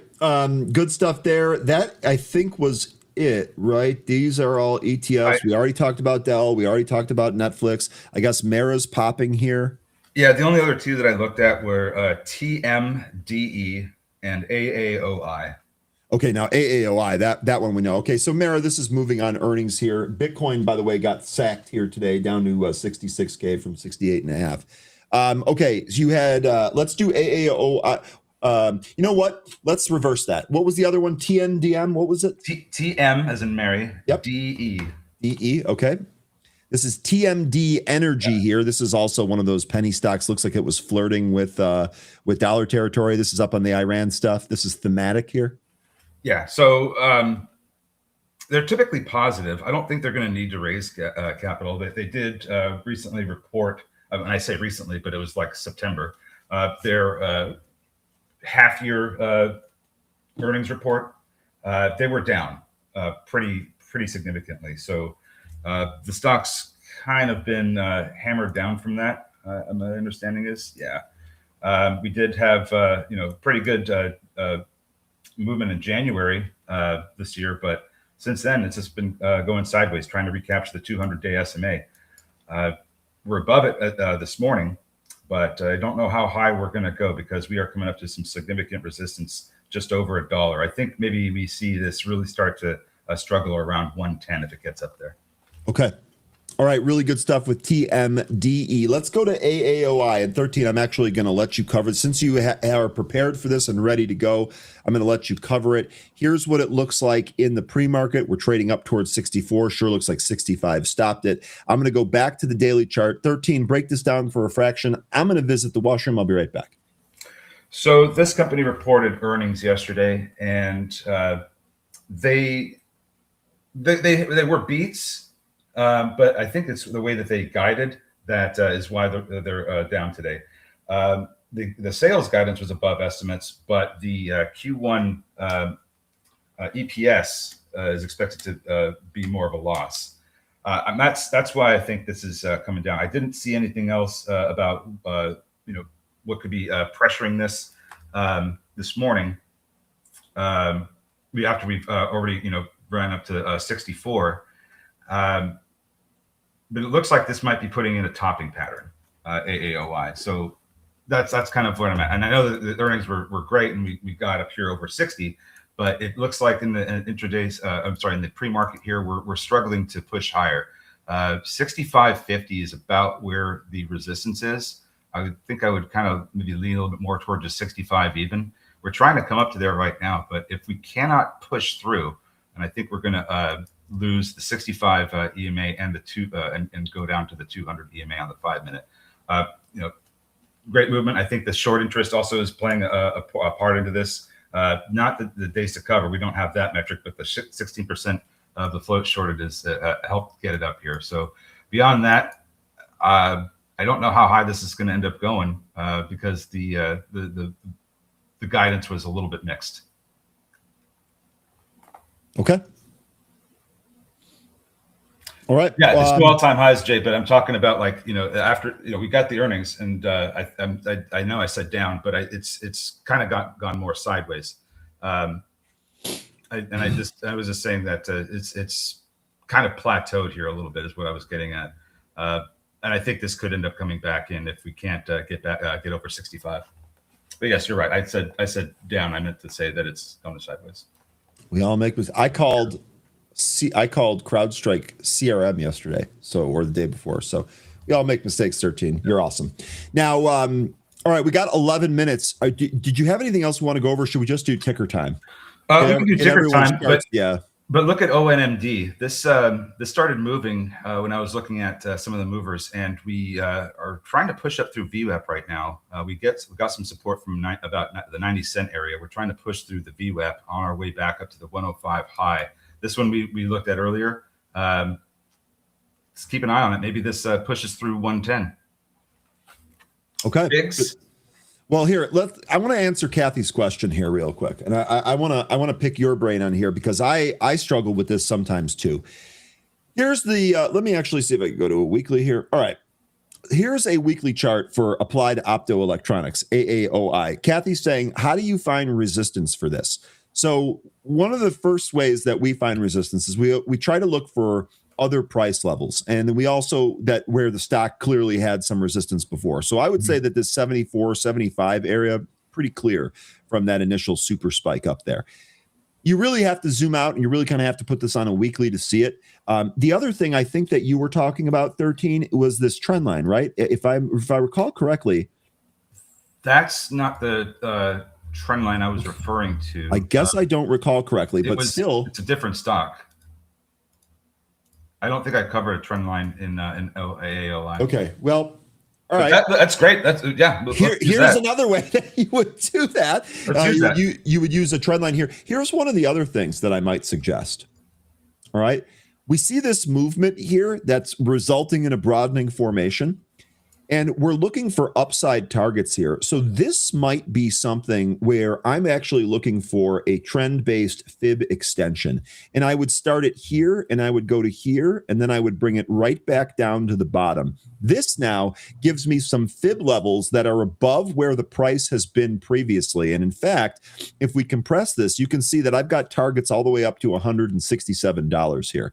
So I'm not sure if this is necessarily going to go to these targets, but Kathy, this would be another tool in my toolbox called the fib-based trend extension. And it uses the principles of Fibonacci and actually draws some levels higher. 13, do you have anything else that we could help the group out here with? Yeah, I mean, you're mentioning the previous levels. I think that if you go back to 2017, as Kathy was just mentioning, you can see the price action up here where the price is at right now and how it it traded last time. You can see that at $70 when this level was lost in August of 2017. It struggled to try and recapture that and was not successful. And we have not been back here since until about today. So seeing as how that price action played out back then, I would expect that $70 to be a pretty significant resistance area. Okay. Kathy here. Kathy, first of all, let us know if any of this is helpful to you. Kathy here also bringing up another really good point. Jay Rice, I know, was on this too. AAOI, it's in the same industry as CIEN and LITE, and those have all blown through any resistance they have. So maybe we're expecting the same thing here on AAOI. Let me just taking a quick look at this. Oh, good Lord. Using the momentum indicator that I had built off the principles of hidden Markov models, this is absolutely in a bullish trend on the daily chart with a 67% confidence level and an even higher one on the 15-minute chart. So this is clearly in a bull trend here, Kathy. I would say that the likelihood that this is able to take out other resistance areas above it will be higher the more that trend is bullish. So let me put it to you this way, because none of these have really, blown through anything. If you look at light, for example, and I guess it's, when we're talking about blowing through, it'll make sense when I explain what I'm talking about here. Look at the first visit for light up to 400. It didn't blow through it. As a matter of fact, it saw resistance for a while, and we only got through it this month, $400. And we've been up here since December. So you're going to see a lot of back and forth with these. And I think that's what I'm kind of alluding to with AAOI and 70. Because of these previous levels that we can measure, and I know that there weren't any previous levels we could measure with light, but there was significant resistance and profit taking at 400. And it was like that for a while until finally, buyers just, took over the sellers when we continued to hire. So And now we're at a bit of resistance here. I mean, not a resistance. We're at a high RSI, so we could see light start to come in now, especially with that candle from a couple of days ago. That looks like a topping out reversal candle. But the point is that we're going to see a lot of back and forth in these names before we make our way through these resistance areas. So, for example, with this AAOI and 70, if we get up there today, I would think that that's going to provide resistance and we could retreat. The next time or two, or maybe in the not too distant future, if we keep hammering that level, yes, we'll blow through it. So the point is that a lot of times these first visits don't always result in the breakouts that we're looking for. Yeah, and Jay, what he's talking about here is what's very clearly shown on the chart. I mean, this is not a debatable thing. It ran up to 400, it found resistance, pulled back to the 50, and then broke through it. It actually looked like it tried to do that again at 600, although on a shorter time frame. So I'm not sure what the beef is about there. This is as clear as day, not debatable at all. There's going to be back and forth with these resistance areas, but if they continue to get hammered like that $400 level was in light, they will eventually get broken through. Okay. All right. What else do we have? What other tickers do we want to take a look at here today? I'm actually surprised we haven't been hit with a bunch of them. Lion thinks this is extended, by the way. Kathy, I love your plan here about trimming a third and then seeing what it does. Aren't you in this from like much, and not light, AAOI that is. Aren't you in that for much lower? That actually sounds like a great idea and a great way to kind of manage what you have open and book some of those gains. I love it. And Lion's 580 level in light, that's about where the 20-day SMA is. That looks like a support level. Hey, look at that. That looks to be one of those previous areas before it busted through 600 too. Right. Yep. Did we talk about CoreWeave? No, we didn't. There you go. That's our next stock that we're going to look at. And then we'll do Rocket Lab. Cam, I'm sorry. I saw your comment earlier. I put it in my brain. It flew out of my brain like a lot of stuff does. We'll get to Rocket Lab next year after that. Here's CoreWeave. CoreWeave down 11.5% on the back of its earnings. CoreWeave shares are trading lower after the company reported Q4 mixed results. Also, the company issued Q1 sales guidance below estimates. Now, CoreWeave here, in the pre-market at least, we're actually giving up to 50. So as far as a level here, let's see if we can recapture that. Maybe a dip below and a recapture of that would be all right for CoreWeave. It's also worth noting that we had this little area in here. So let's call it 95 to 98.5. We had outlined this as being kind of an important area from prices in the past, and it looks like it kind of ran up to that area and got rejected. So we'll see if it holds the 50 here. 13, what do you think on CoreWeave? I'm drawing a line at, what was this? This was this 90? No, I just had it a second ago. It must be 85. Okay, 85, I'm drawing a line. Because if you look to the left at 85, you can see how this particular level was previously support and resistance.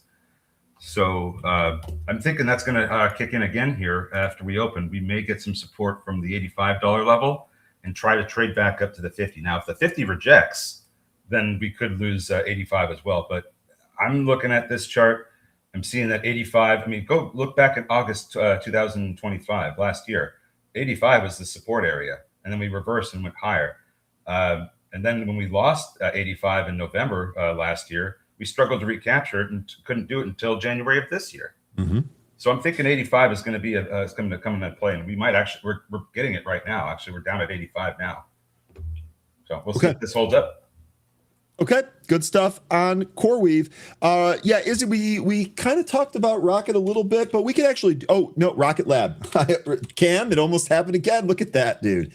We should have time to do both the rockets. We should be able to do Rocket Lab and Rocket. Here's Rocket Lab. Rocket Lab shares are trading lower. The company reported Q4 financial results. What was interesting about this is that the EPS was a 1 cent beat and the sales were about $1 million beat. Q1 sales came in, the guide for Q1 sales came in from 185 to 200. That was versus the 184.98 million. So I'm almost wondering if this is just an example of, well, they kind of wanted that guide to be a little bit higher. It is higher, but maybe they wanted a little bit more. What's going on? I think what this comes down to is the earnings were fine. I don't think that's the problem. I think the problem was that they are targeting the first Neutron launch for late 2026, and I think that represents another delay. The Neutron rocket has been delayed for I think 2 years, maybe more than 2 years now, and I think this may just represent the next delay. And that's not what this company needs right now. They need this neutron rocket to get going, because that is the future of this company. They already, it's great that they've already got their launch site in New Zealand, the launch site in Virginia, exclusive to the U.S. Department of War, but they need that the capability of launching more capacity into space, and that's what Neutron's going to do. This needs to get working. I think that's why you're seeing this get hit today. I still have a long-term prospect on this. I think this is going to be a great company in the future, big competitor to SpaceX, Falcon 9 rockets. So, this will probably end up coming down a little bit more. Can't say exactly where the bottom is. I would think we get some support down around 61.50, maybe 62. But if that doesn't hold up, then we could certainly come under 60, towards the 200-day SMA. And then as far as Rocket goes, we're running out of time here. As far as Rocket goes, 18 is a significant level. I really want it to hold above that. But furthermore, Izzy, I'd really like this to recapture the 20-day. That's been really good for Rocket. That's at 18.5. Yep, 20-day SMA. We need to recapture that. That's the big block that we need to get over. And we're open. All right. Let's see what the market gives us today. Looks like ONMD did just go to 110 and retreat. We're getting some support from VWAP at the moment. CDIO not doing anything. XWell, this looks like it's trying to push up, but we need a little bit more volume. Still having a hard time getting through the 175 area. That was the 177 was the high of the pre-market. AAOI. Straight up. Nice break of structure here from the pre-market, straight up on AAOI. 70 looks to be one of the next spots. That's just a round number I'm seeing there on the chart. Kathy? Yep. That's the spot I would be looking at. Oh, we're getting a little bit of a retreat now. Let's take a look at Netflix, which also had some pretty big news here. I know several of you are looking to trade Netflix here today. Let me know what you think on Netflix. Netflix, that little pop up to 96, that was the after hours high, and it stopped and reversed there.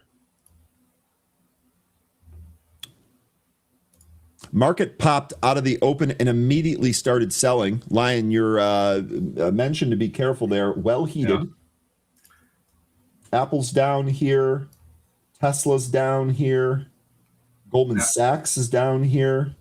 VIX is above 21. Chris said this earlier. VIX is actually higher than yesterday's intraday high. I thought we were going to get an open more inside the real body of yesterday and go down, but we didn't even get that. We just said, nah, screw it, we're going down. So this downside kind of anticipated, but man, where does the support? I would say since we're beyond 684, probably 680, and if not there, 676.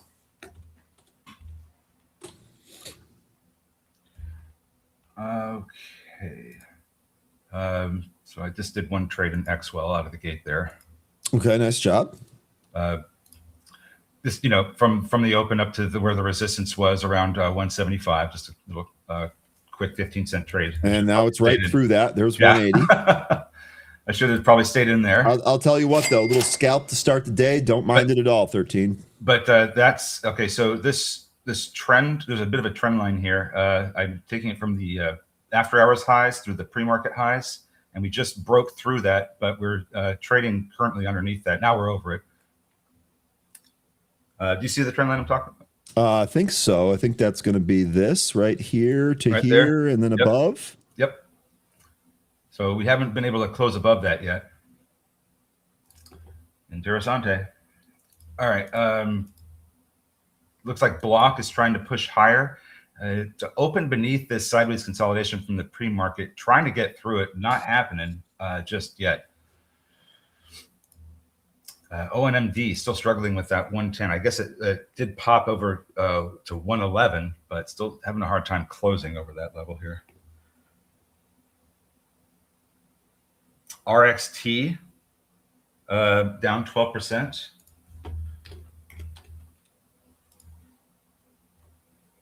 Okay.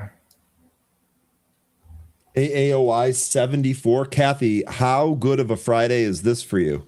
Look at this thing non-stop. Jay, are you dancing on the table too? AAOI 220. Bit of a resistance spot.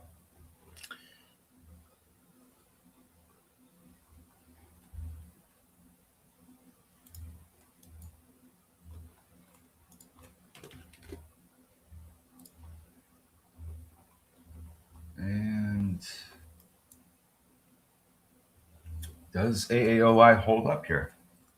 Or are we going to come back under 70, I mean. Is anyone playing this for kind of a regression back to the mean? Or okay, so Jay trimmed. I think Kathy trimmed. Okay. XWell pushing higher, 194. I'll tell you what, the junkie mover, that actually gave us a move there. Light and CN up with that. Theme it up. Theme it up.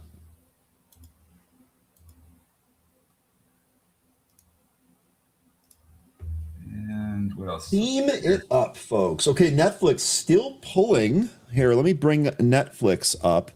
You know, the market here, the SPY, it's trying to bounce. So is the NASDAQ. I don't know if I trust it. Lion, I'm sure you don't trust it. It's getting support from the 500-day SMA right now, Netflix. Does it hold? I don't know. And that's also one of the pre-market lows there. 96.08 was the high print off that move up, by the way. Apple pulled back and lost 270. That's trying to bounce from 269. Let's check in on some more of these earnings here. AAOI is hovering right near 70 now. That pulled off that 75 spot. Huge move post earnings. XYZ, excuse me, back above its VWAP here. I've got a pre-market area here, maybe 66.25 if it can take that out.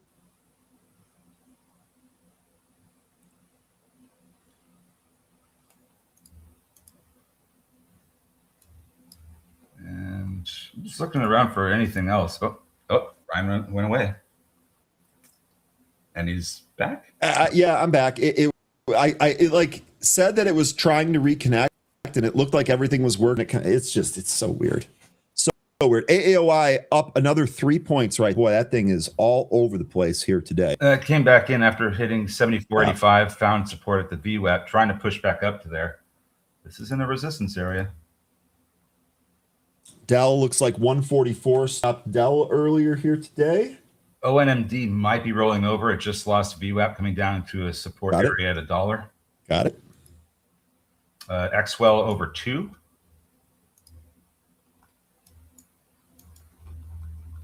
ONMD, that is another one of these things showing you that I know this is kind of a small, junkier name, but that breakout immediately sold into. It's why we have not been looking for the breakouts. It's actually one of the reasons why I flipped over to looking for fair value gaps on pullbacks as opposed to breaks to the upside. Breaks to the upside simply aren't working. XWell coming up to some significant resistance from the past years. 2023, this is, we're at these levels now, and this is, when we lost the price lost, 220, about 240, 225 in 2023. It struggled to try and recapture this, only seeing a few days above it, and it ended up going lower for a long period of time until today. So thinking that this 220 to 240 area could provide some resistance in XWell. Okay, Moto Guru saying NVIDIA, let me bring that up here real quick. NVIDIA looks to bounce at 179.18 again, and you're looking at the 1 hour chart for that. Let me see. This is what you're talking about? Good spot here, Moto Guru. We'll see if this is a bounce spot for NVIDIA. As far as the market goes here, that bounce was short-lived, but we haven't set new lows yet. We're trading back down towards it right now. By the way, SPY at 682.90. So we talked about 680 being a potential buy spot here. We'll see if NVIDIA gets down to your spot there. So X-Ray went up to, had earnings yesterday. They went up to 1490 yesterday and pretty much gave most of it back. It's trying to come back up now. Don't know if we'll end up seeing 1490 today, but this one did have good earnings, and maybe it provides a day trade here. We'll see if we end up getting that there. Market is trying to hold in here, and AAOI trying to go for more new highs here. 74.85, that thing raging, now up nearly 40%. XWell 220 resistance, it hit it and it's coming back down. There's a seller walking it back down. Okay. XYZ running into resistance around 66. Since the pre-market lost that $66 level, has struggled all morning to recapture it, still not able to. I think that this AAOI likely targeting 75 here. It's getting really spread.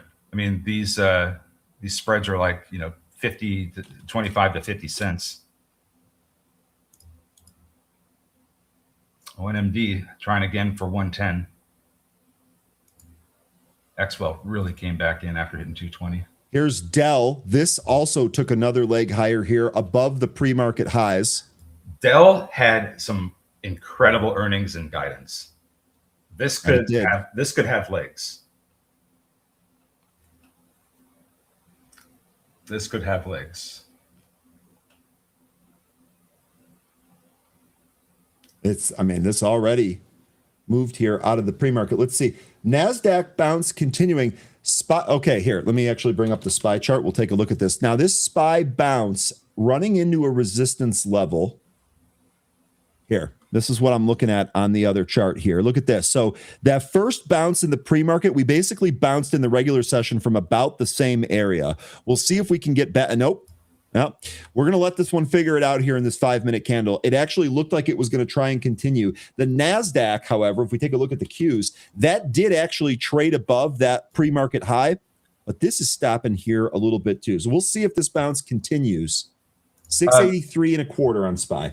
RXT. So this was getting mentioned earlier. This was down this morning in the pre-market. If there's a trend line that I think you need to draw here from the after hours, the two highs. You see that in the RXT? Yeah, let me grab it here. We're testing that trend line right now. And if we can hold up above 230, we may end up breaking through it. Yeah. Good spot there, RXT. So just watching for that. Need to see a hold above 230. All right, now ONMD getting rejected after another attempt and failure of recapturing 110. Beneath VWAP now. Looks like a lot of these names are starting to come back in. XWell slightly trading beneath VWAP. SPY still trying to hold on to that area from where it opened. I have a bearish trend there on the 5. Same thing on the 15-minute for the S&P futures. So that hasn't turned around yet, if it even does. Getting a mention that airlines are down.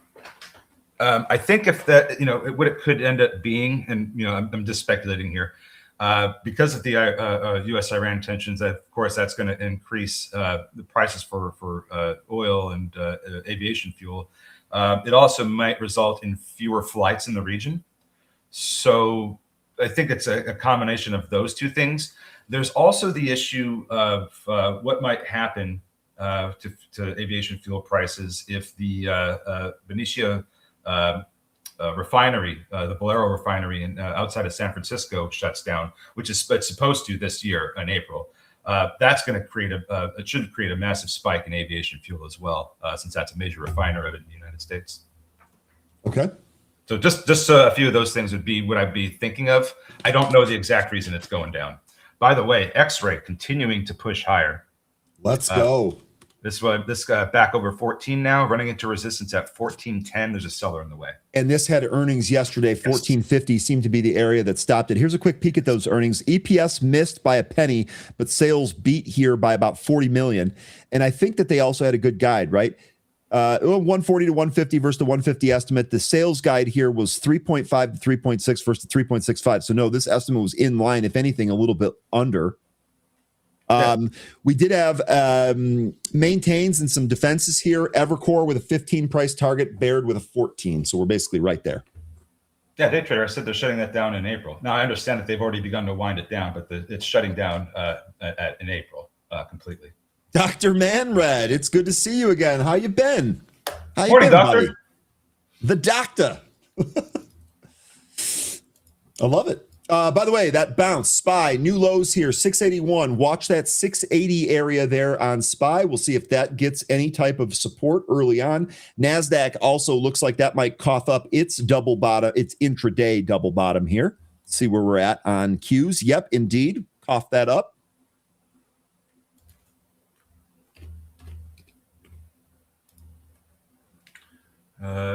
Netflix trying to hold above the 500-day SMA still.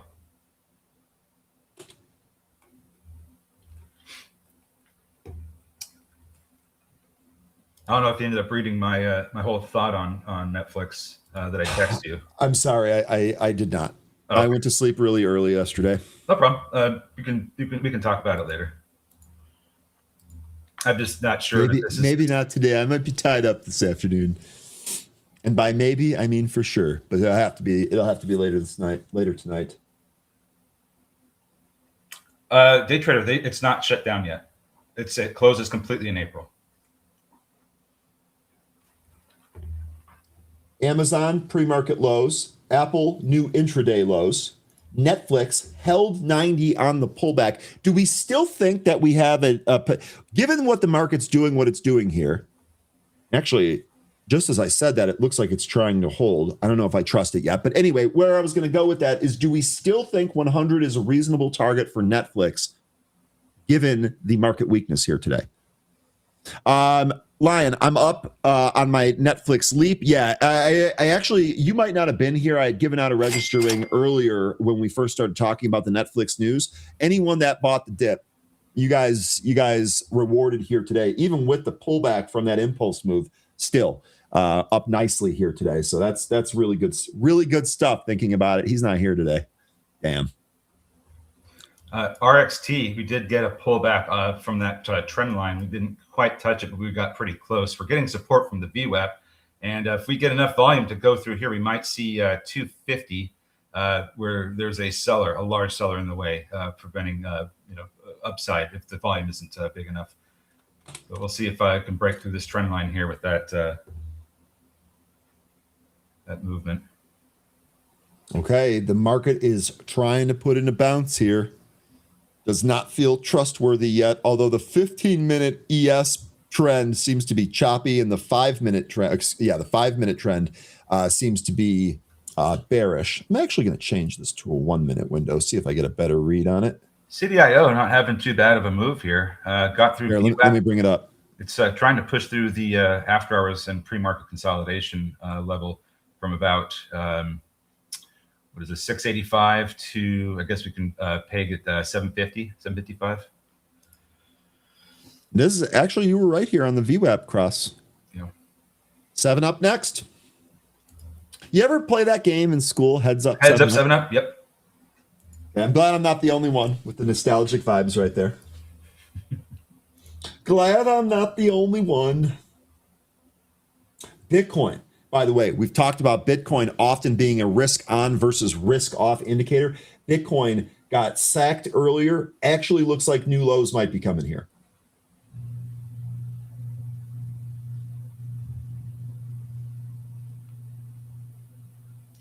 So day trader, what you're saying is that the final shipments are going to be next month when they shut down? I mean, when I say next month, it's next month is going to be March, but next week we get into March. So I guess we still have a month and change, but I don't think that this is the final shipment if it's still in slight operation. I know that they're winding down right now. They haven't completely shuttered it yet. So no, this month it already happened. So what about next month or the month after? There should be something because they still have it in operation. They're just winding down. P-Sky is up on volume because they won. Now, let me ask you, Okay. 13. So they won. I hypothesized earlier they may need a capital raise in order to do this. No. You don't think so? I think they got help from Saudis. Okay. Then that's okay. Well, I'm glad I asked then, because part of me is just thinking, in order to get this actually done, you might see another move down here in P-Sky. I don't know, but that's good. That's not a tradable comment. That's something you should look into. I think they got help from the Saudis because they want some of these IPs to come back, like the Snyderverse, and because they absolutely love it. They wanted to see this Warner Brothers and Paramount merge for that reason. I have a little bit of a concern now about what Netflix is going to do with IP, because they don't have a whole lot of it, and they're going to just have to license it out. I'm sorry, they're going to have to license to use it or to make anything, or outright buy movies that are produced by other studios, which is what they've been doing. I get the sense that being that a lot of IP is now under the umbrella of Paramount, Skydance, Warner Brothers, however they're going to name it. They could increase licensing fees to Netflix. I mean, a lot of these companies that have coveted IP could make things a lot more expensive for the company. Netflix is going to have to come up with their own IP, or they're going to have to hope for more deals like with K-pop Demon Hunters, where Sony made the movie. Netflix bought the movie rights, and now they own all the distribution and merchandising and everything. I don't know that we're going to see too many deals like that. Okay. Yeah, and you know what, I think that we're pretty much on the same page here. We know this thing is shutting down, and it's going to absolutely affect fuel prices, not just in California, but also in Oregon, Washington, Nevada, Arizona, possibly even New Mexico.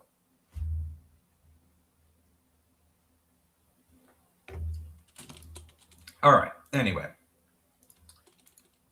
what are we doing here? So CDIO got a little bit of resistance there at just shy of 7, trying to push up through that again. Wiss is saying watch MRM. He also mentioned EDSA2.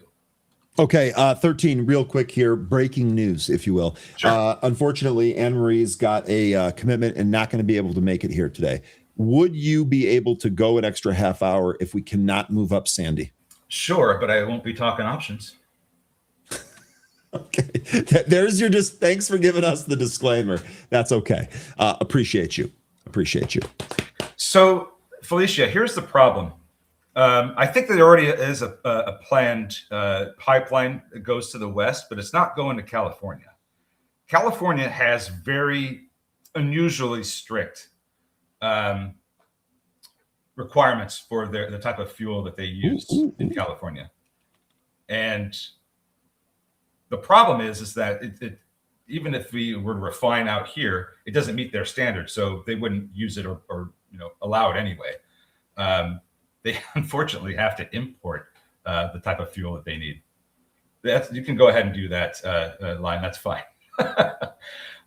So it's not just a matter of being able to just run a new pipeline out there, because the pipeline is not going to have if it's going to have crude, it's not going to. They don't have the refineries for it, and if it is refined fuel, it's not going to meet their standard. So they have to have it refined elsewhere in the Bahamas, Korea, India, Saudi Arabia to meet their standard, because we don't have any other refineries that do meet the CARB standard they have there. Really quick here, just want to mention we have a fair value gap now on AAOI. So big impulse move that took us higher. Fair value gap outlined here by the purple box. What I like the most about this is that we also have the VWAP in the top end of the fair value gap. So if we come into this area, not trying to buy it right at the border, nope. If this comes into this area, maybe down here 72. That might be a potential buy spot for another attempt at higher. Be careful though, have a tight stop on this. I would not put your stop all the way at the bottom of the gap, just because this stock's already up nearly 39%.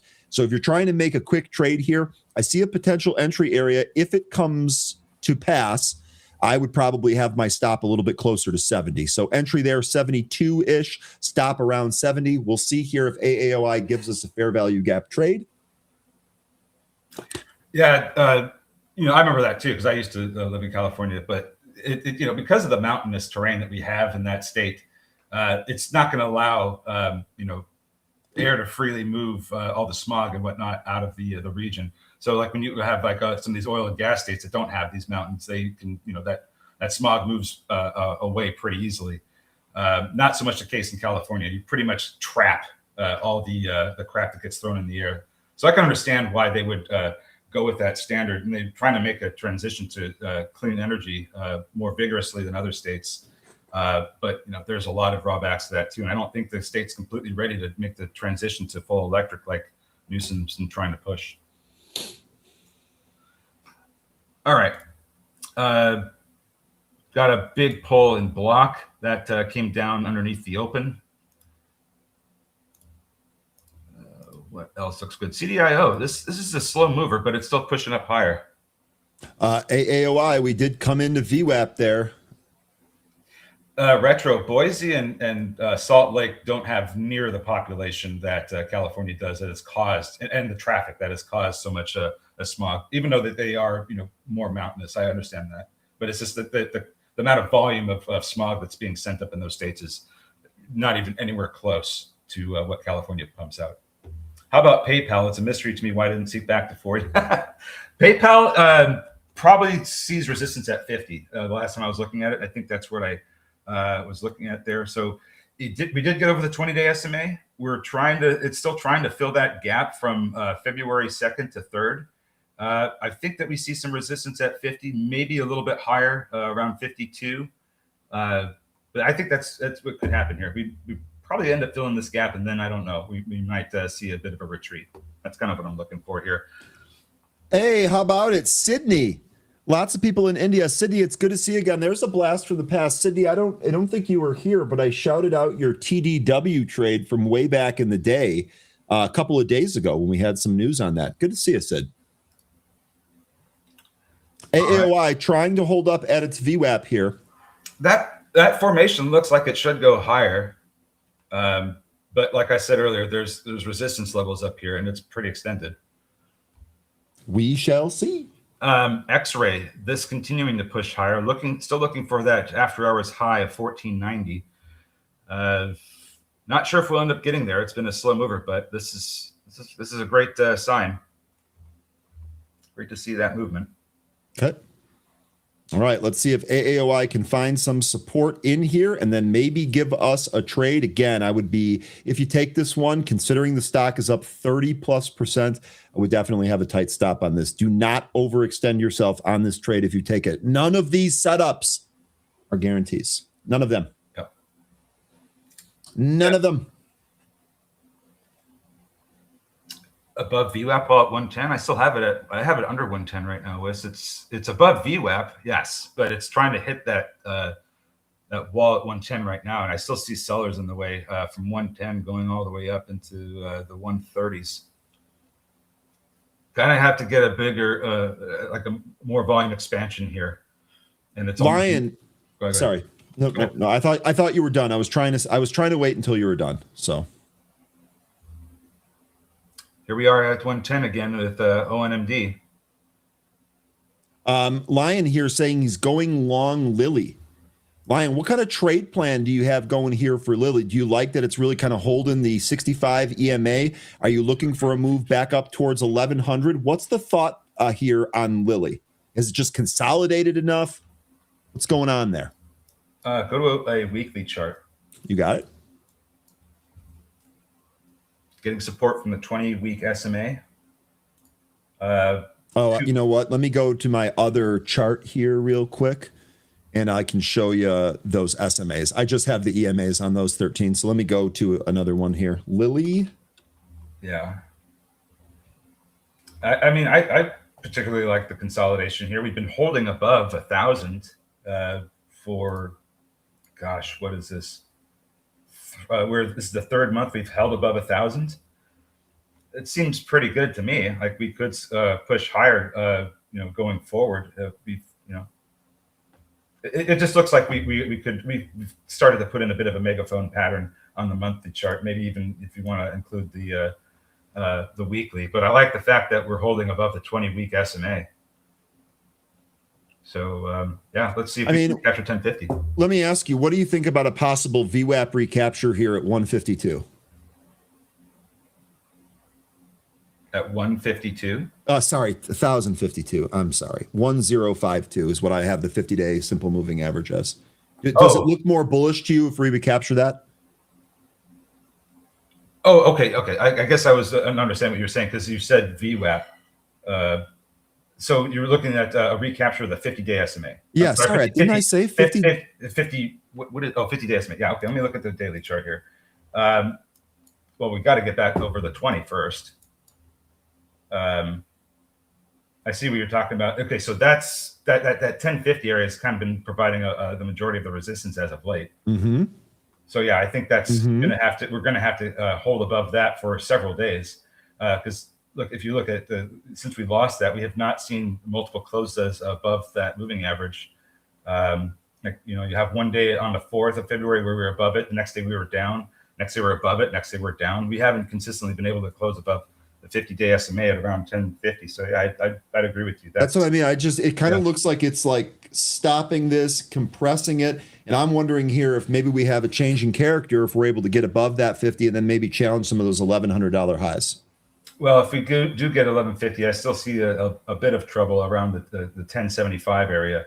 But yeah, I think that those would be the next two levels that we need to recapture: 1050, 1075. Uh-oh. I think that was 13 this time. Okay, I don't think that was me this time. I think that was an internet snafu for 13, but he's back.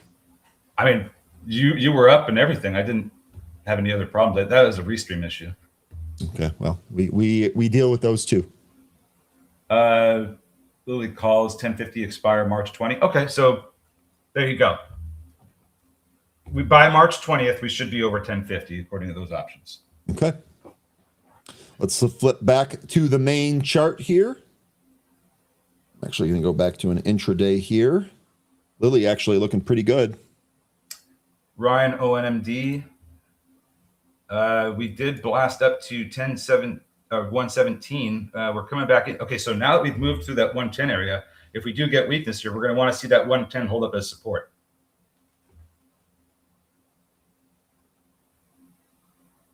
Yeah, I know. We read what you had said, Lion. That's why we particularly like that 1050 area.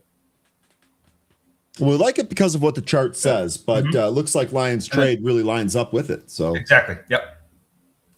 Xwell gave up VWAP, and now we are trading beneath the trend line that we drew. AAOI also coming back in.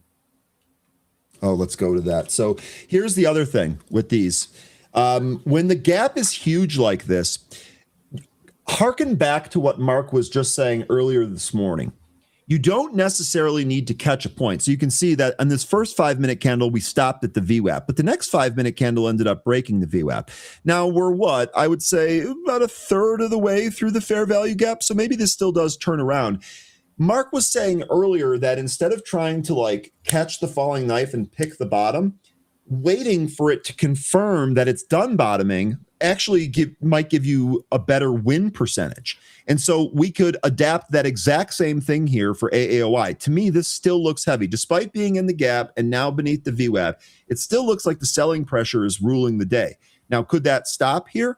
Sure. I don't think it makes a lot of sense to necessarily take this at 72 and hold it down to 66 for a day trade.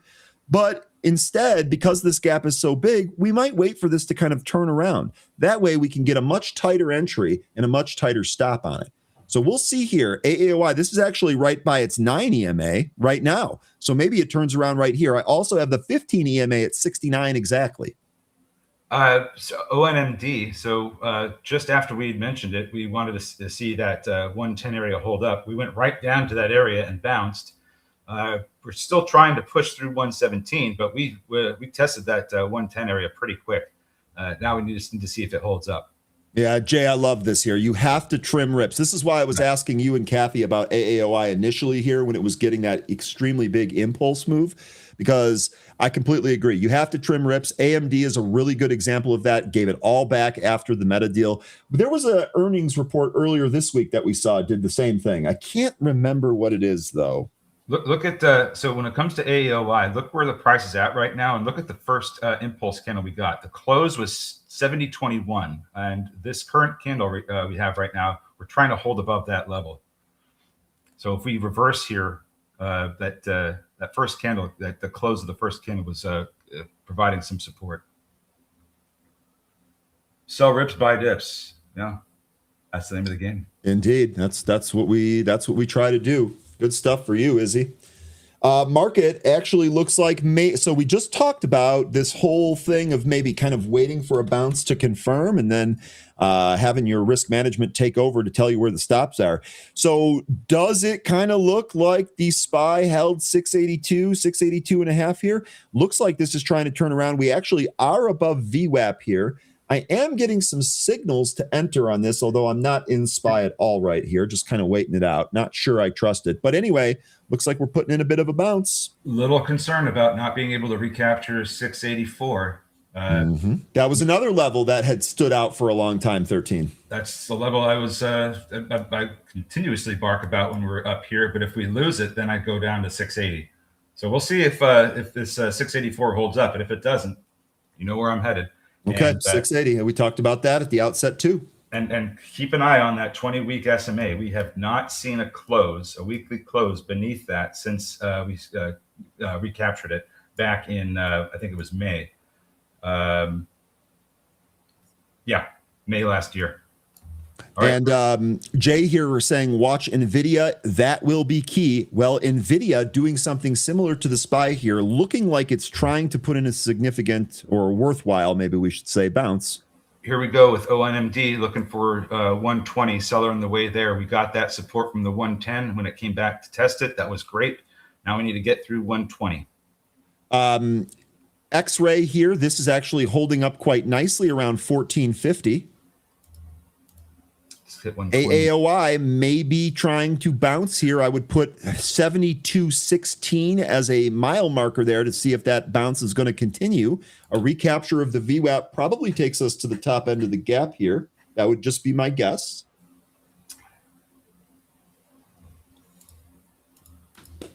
XWell trying to recapture VWAP, not having it so far. XWell. And there was another one I was looking at.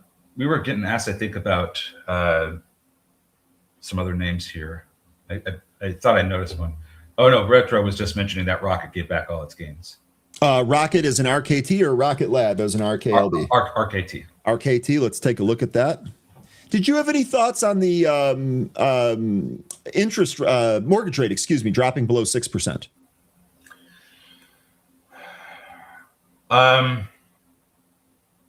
I think I need to look into some more real estate data. I want to see if the amount of sellers has increased, because there was a point where we weren't seeing very many sellers at all.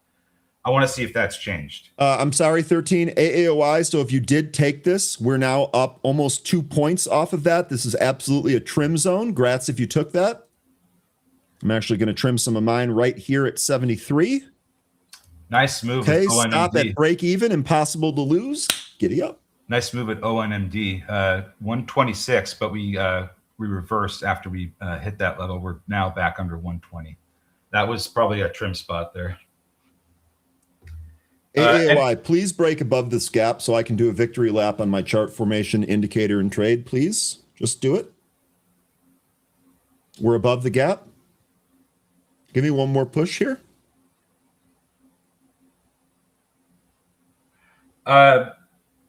So when it comes to mortgage rates, I mean, it's great that they're down lower. I don't know. I mean, and we should see some more. Sorry, 13 out on the rest of this push. Okay. We should see some more home buying as a result of that. But I don't think this is, I don't think we're necessarily getting into the levels that we need to be to see a massive run on these mortgage names. I'm not sure we're quite there yet. It's great that we've gone on maybe 6, but it seems like we still need to go lower. I think the affordability issue is going to need more relief than under 6%. Yeah. Izzy, scalp on ONMD, registering for you. Again, you guys, if you took the AAOI trade here, that's a winner. So anyone that took that, 13, I think I'm with you exactly on that. This is a great sign, but I really think that there's likely some more work that needs to be done to really, let's call it, induce a run in some of the mortgage names, right? This is a good start. Yeah. But let's see, maybe let's give it a little bit more. Let's see what happens with the March meeting. I don't know that there's necessarily a rush right now. first-time home buyer incentives probably need to make their way through Congress. In for the nuts, yeah. See, 4.5% to 5%. That I think that I agree with that. I mean, I don't know that we're going to see that soon, but I think that's that statement's correct. That's where it's going to make a big difference. I think that's true, and it could be a little bit of a while we get there. And we are going to see an increase in home buying going on as a result of going under 6%. But I would think that we see a lot more refinancing. Trey, decent refi volume below 6% as the last 3 years had buyers at 7% plus. The run was more anticipation on the past, but now they will need to show revenue and profits for more of a pop. I would agree. Felicia here, we're not going to see 4.5 to 5% unless something major happens. Yeah, and it would have to be a situation where it looks like our economy is headed for some dire straits. We need to see the 10-year come in, and every time that we've been cutting rates, and the 10-year was at 4 this morning. It actually crept down a little. But if you look at a chart of the 10-year, you can see that it's been in a steady decline, and it gets these pops every now and then following a rate cut. But then it ends up turning around and continuing lower. So we may end up, 75 now. AAOI. I'm sorry, I'm out this. I'm actually not making money off this bounce, but this bounce from the fair value gap is continuing now, guys. Let's go. Lyon's talking about selling the bounce here. I believe he's talking about the broader market, but I would also agree if you're trading AAOI here for a scalp, this is the move you should be selling into. ONMD still trying to push back up to 126. AAOI. What's the spread on this one looking like now? About 15 cents. It's narrowed, yeah. 76 had a big seller there. I think it actually tapped it. I mean, 77 was resistance earlier. Let's see what happens if it gets back up there. Now, CW Parker, speaking of that 77 resistance, CW Parker looking for 80. I would absolutely put, I have the high print here of 7777. Not even joking. So I would put that then as the next spot. And then CW Parker, I think if we break that, you probably have enough momentum to go to 80.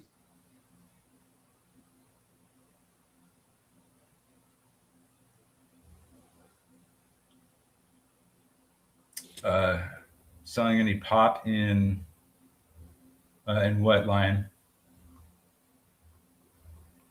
Yeah, I think he means just selling the pop. This market's popping here. So we talked a little bit about SPY maybe trying to bounce. It looked like it was putting in a bit of a bottoming formation on the intraday chart. Now we're actually bouncing. We're back above this first pre-market bounce attempt high, but I didn't screw that one up. This might be a resistance area here. You talked about 684. We're above that, but back out.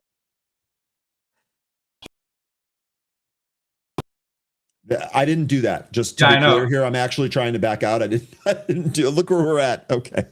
Yeah. Okay. Yeah. I was saying back out, and I was like, why is he not moving? Oh.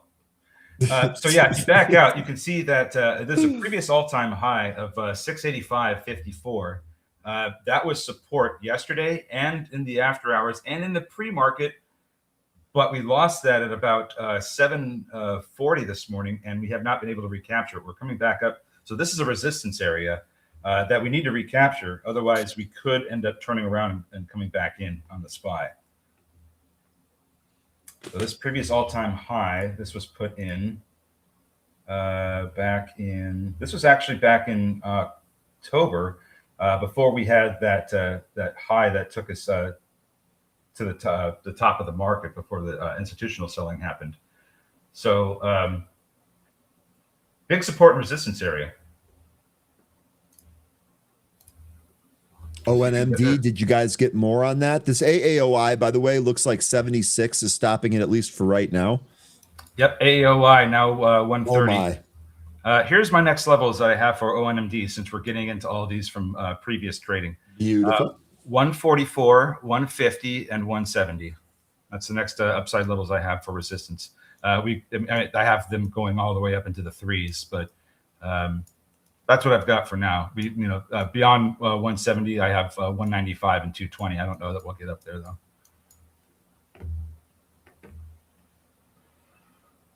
Selling the bounce. Okay.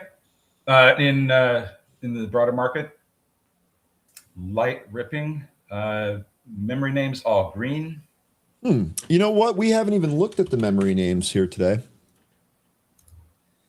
SanDisk red to green. Did they all make a red to green move? Because the market, well, no, not yet. Qs haven't done that, but it looks like it might be trying. And Micron right on the verge of that. SanDisk already done it. WDC would be probably the next one that we would want to check there.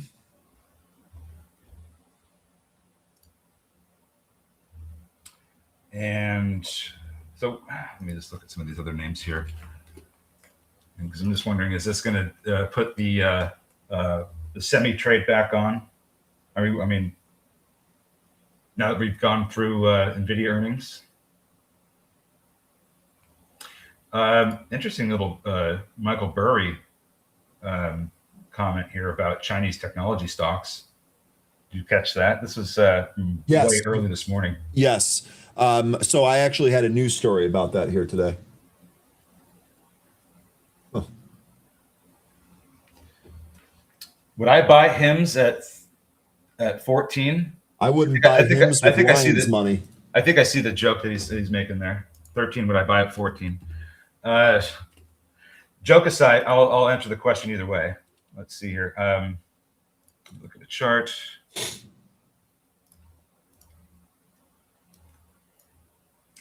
It looks like I think I'd probably be more of a buyer at lower prices. Not too much lower, but 1350 looks better, as does 12. But I really don't have an interest in this stock. Axwell, this was a nice retest of the trend line that we broke earlier, and it's trying to move higher here. HIMS can only go up if you buy the right product. Is there a joke in there too? Is that what you're getting at, or is that, I don't know. I mean, it's a fun Friday, guys. What do you want me to say? I'm just not convinced that HIMS is in a recovery state yet. Yeah, the RSI is super low, so there could be a bounce, but I've got concerns. I've got upside concerns from here. Yeah, I see KK. I think that's more of what I'm looking at here. This could still be more of a race to the bottom. I just don't have interest in HIMS right now. There's better companies in the same space I think you could find. So AAOI back to testing the session highs.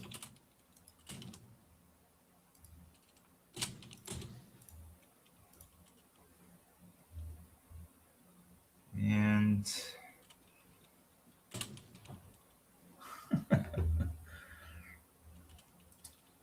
TMDE. That's one of the other movers from this morning. Got it. Energy space. I will throw it up here. Sorry. AAOI might be going for that 77 high, and then CW Parker's $80 target. CW, if that $80 target hits today, we are about 77 is your high print. We are almost there. If your $80 target happens, we might have to talk, and I might have to think about how to incorporate a target area for this indicator that has been working so well with these trades. I hope you get it though, man. That's great. Hey, Mo, great job. Go shopping, man, and have a wonderful weekend. TMDE. So this is currently recapturing the VWAP, trying to hold above it, running into resistance at 1, slightly over 1. We'll see if it can hold over VWAP here. We have a little more than 2 minutes left in this candle. AOI trying to push through that that 7777 high that it made today. ONMD trying to push over 130 again. XWell not able to recapture VWAP after losing it about half an hour ago. I'm seeing some block puts come across the wire here. These are just trading positions. These aren't anything of like big size.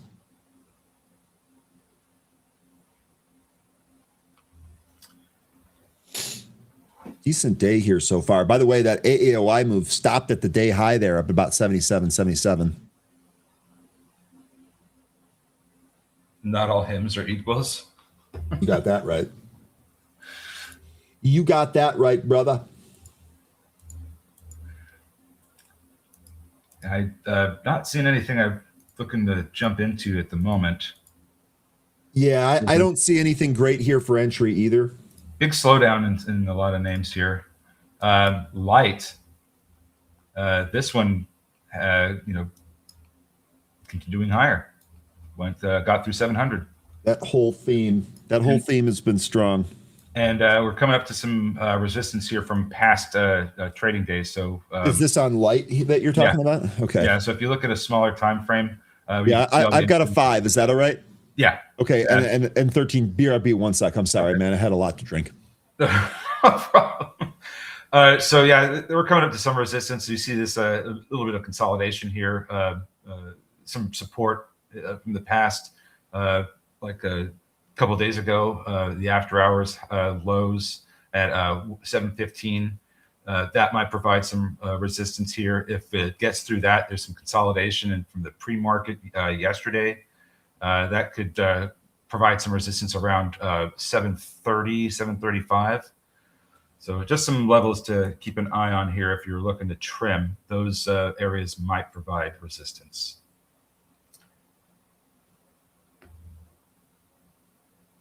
Yeah, I'm kind of feeling that line. This market doesn't really seem like it's got a whole lot of strength or a whole lot of volume.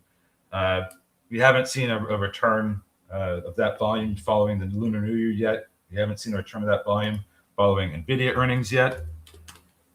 Doesn't seem like the market's really in favor right now.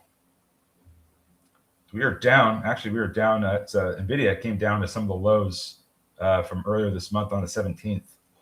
Do we hold up beneath the 20 and 50-day SMAs? Alpha Trade mentioned FIGS. FIGS. Yep. It's been on the scanner most of the morning here. It's had a gap up, and they had better than expected Q4.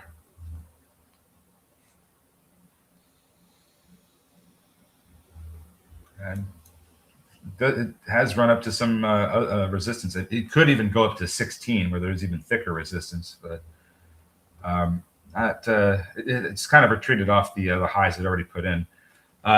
Maybe we have a floating island here. On FIGS? Yeah. Let's see. Yeah, we do. We have the start of one, don't we? Yeah. I mean, I expect this to kind of come back in a little bit, but let's see if it can hold above 14. Hey, 13. Okay. So we'll see if that can hold 14. I like that. I like the round number here. It's actually a little bit lower than the candle, but I think I kind of like that, especially after seeing what GEV did. What happened with Battle? It lost the war. Well, okay. So we talked about thematically that and another being up on the potential conflict with Iran, right? So did we have any headlines about talks going well or anything that might signify that things are okay or normal? I didn't see anything. Just asking the group.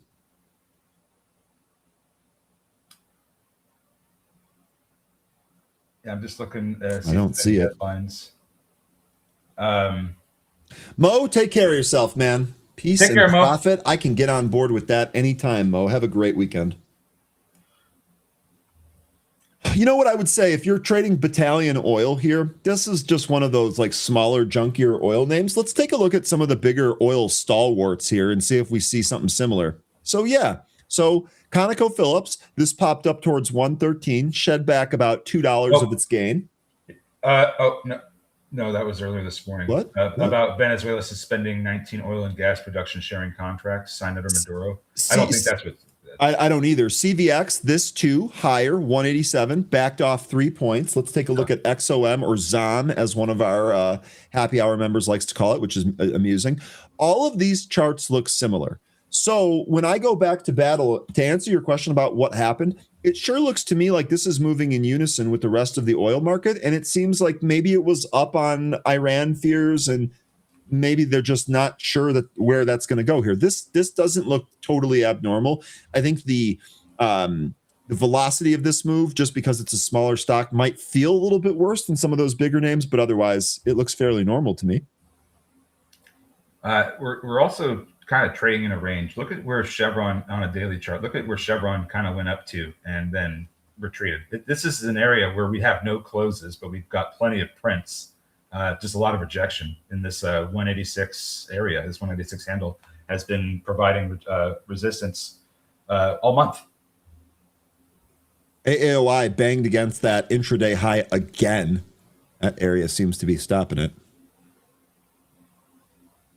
Oh, it ruined the TMDE trade, Wisp. Damn.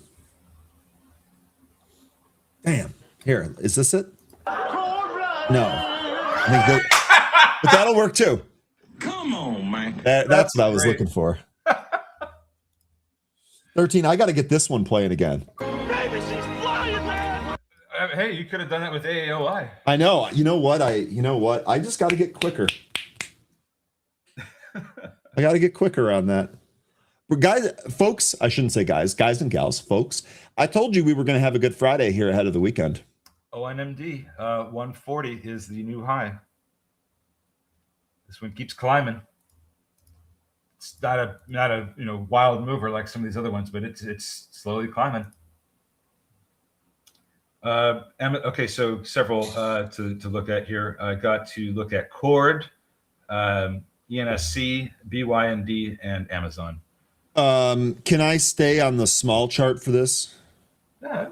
So if you want to read out some of the simple moving average levels, I won't have them displayed on the screen, so read them out for me, but I'll just roll through these here on the same workspace.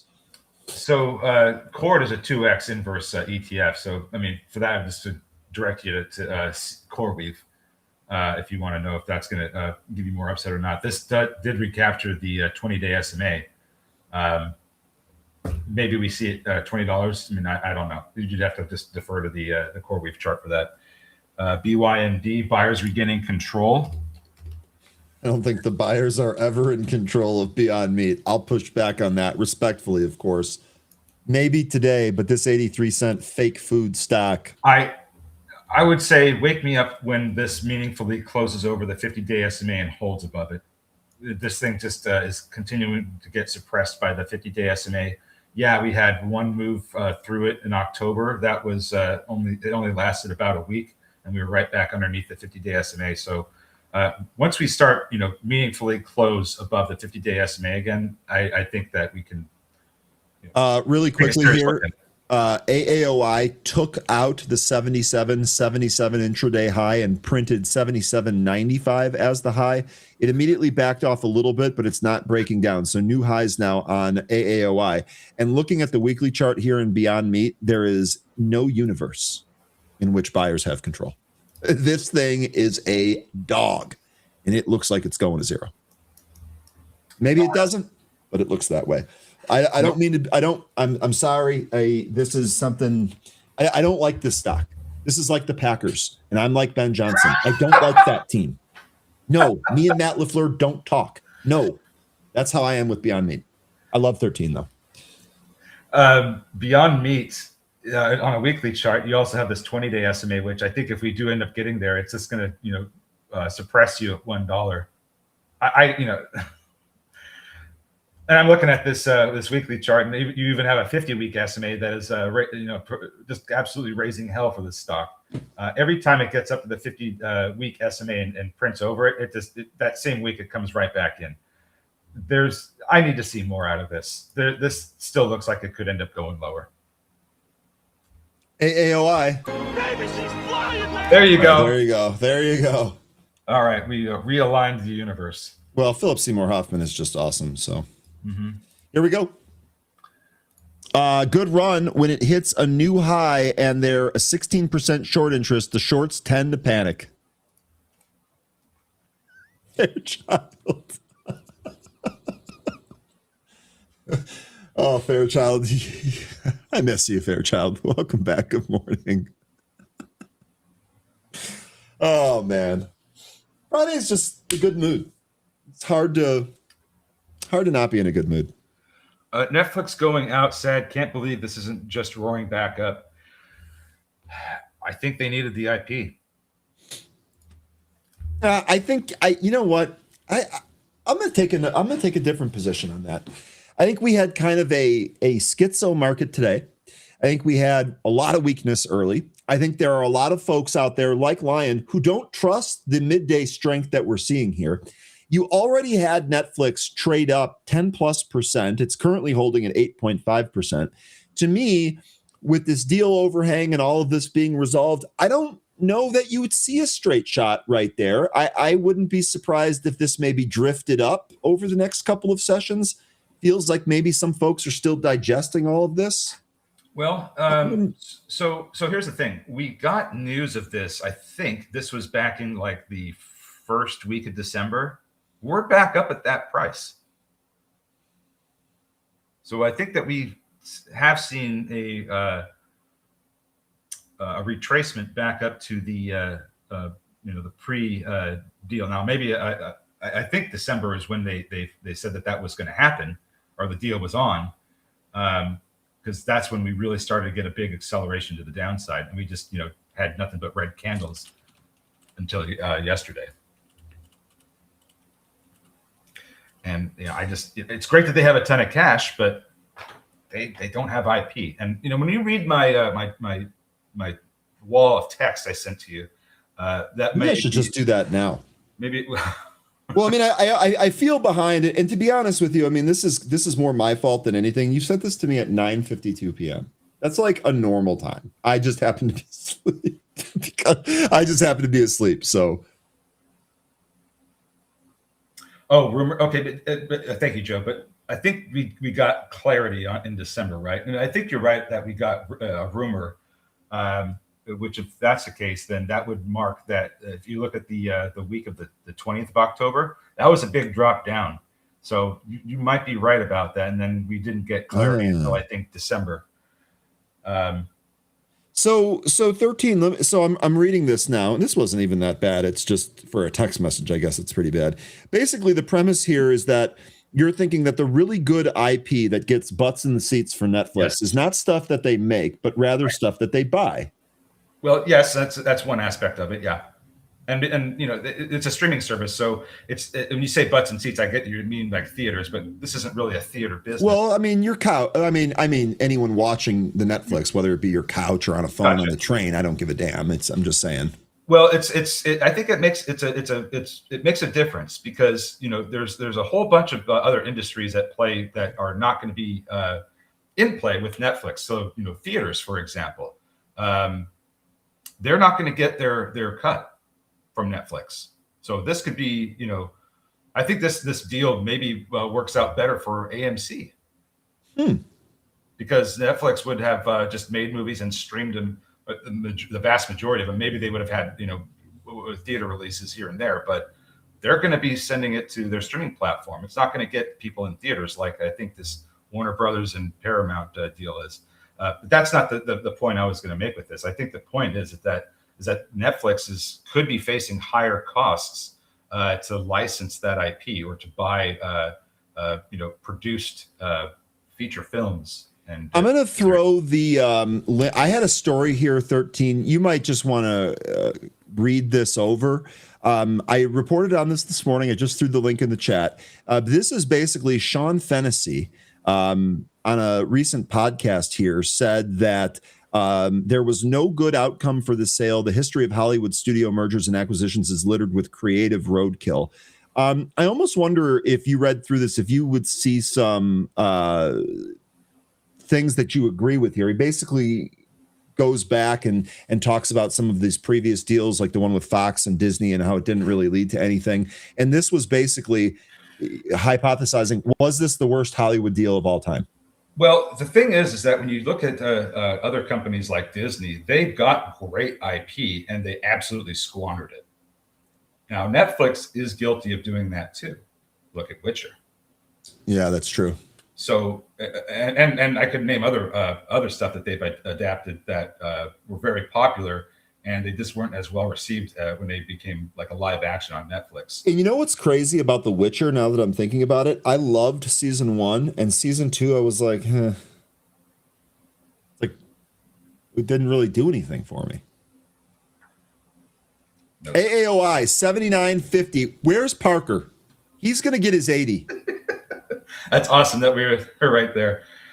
Jane, take care of yourself. I totally got that one. I totally got that one wrong. Take care, Jane. I totally got AOI wrong, but I still maintain that those resistance areas are going to, be levels worth keeping an eye on. I just love that the fair value gap trade here just played out perfectly.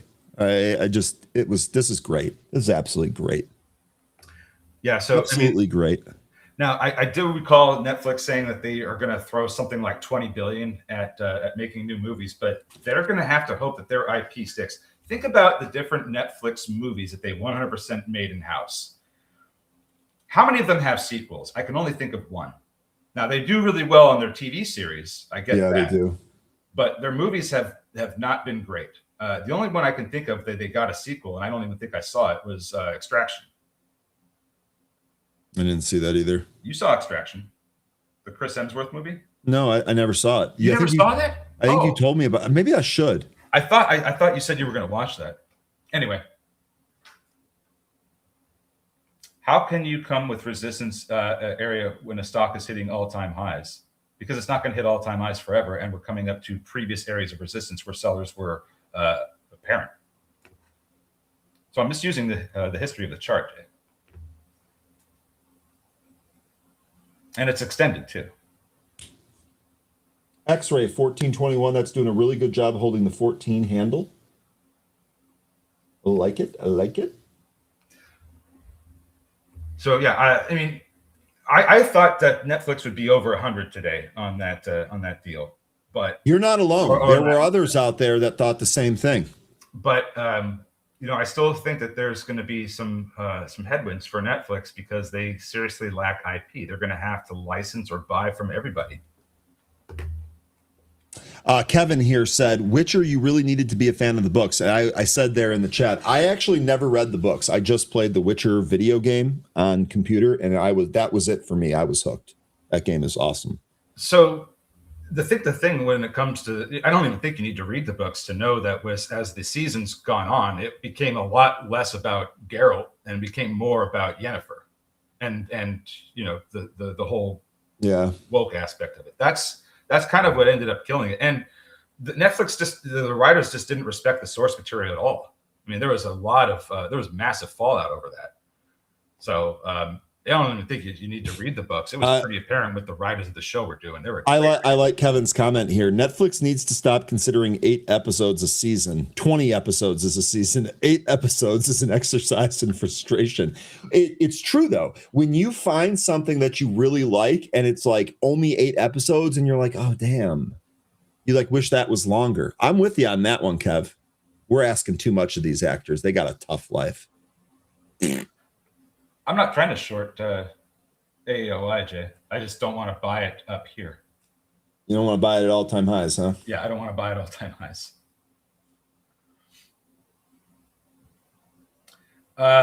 Apple TV, to be honest, makes some pretty good content. They just don't have enough of it.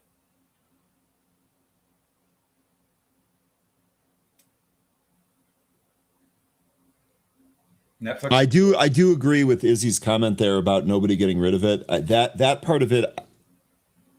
I mean, even though I get rid of it, if there's no, I think I'm in the minority though. That's my issue. I think people resubscribe and cancel their subscriptions regularly. I do it every December. I'm a Netflix subscriber for December, and then I'm out. Alpha saying, wait for AAOI to hit 100 before shorting it. Joe, I just watched A Night of the Seven Kingdoms, and I got to be honest, I was kind of bored. And I agree that 6 episodes at about 35 minutes a pop. I don't even know who that show was for. I mean, it was okay, but it wasn't great. I'm not going to watch the first season again. JJ saying, Ryan, why December then out? Because the last 2 years, Netflix has put NFL games on Christmas Day. And I will not miss them.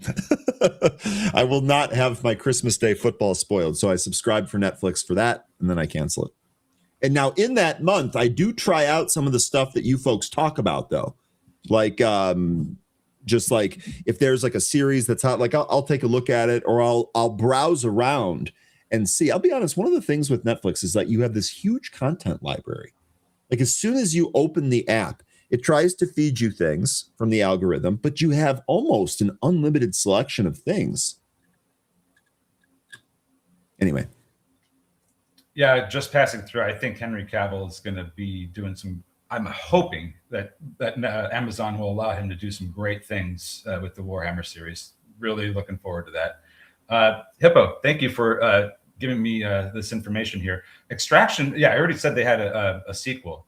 Now, are they making a third? Because I didn't see the second one. I don't know how great that one was. I've heard of some of these other ones. I watched Knives Out. It was all right. But some of these, I feel like they're just making sequels just to have content. I've seen about half of these movies and shows. They're not super spectacular to where they'd be memorable enough to create, in my opinion, like a following, like you would get with, like Star Wars or Marvel, or even, fans of a one season wonder like Firefly. Their stuff just isn't that good, in my opinion. It needs to be better.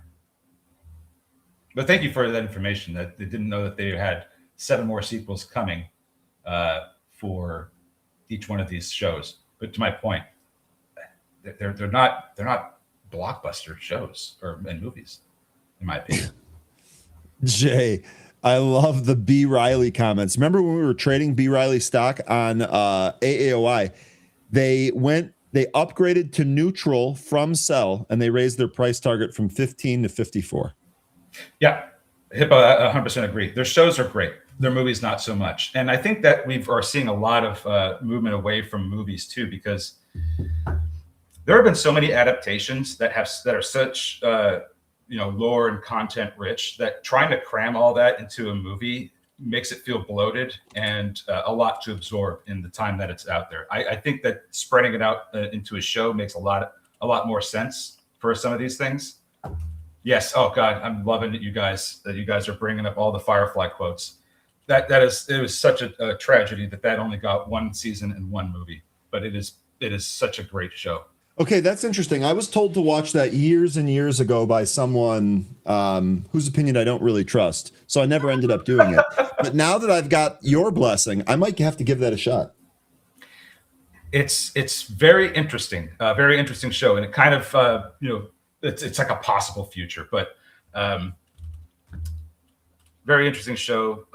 Think Space Cowboy. It's a space western. It's basically what it is. Yeah, I think you'd like it. Space Western. I mean, that doesn't sound all that bad.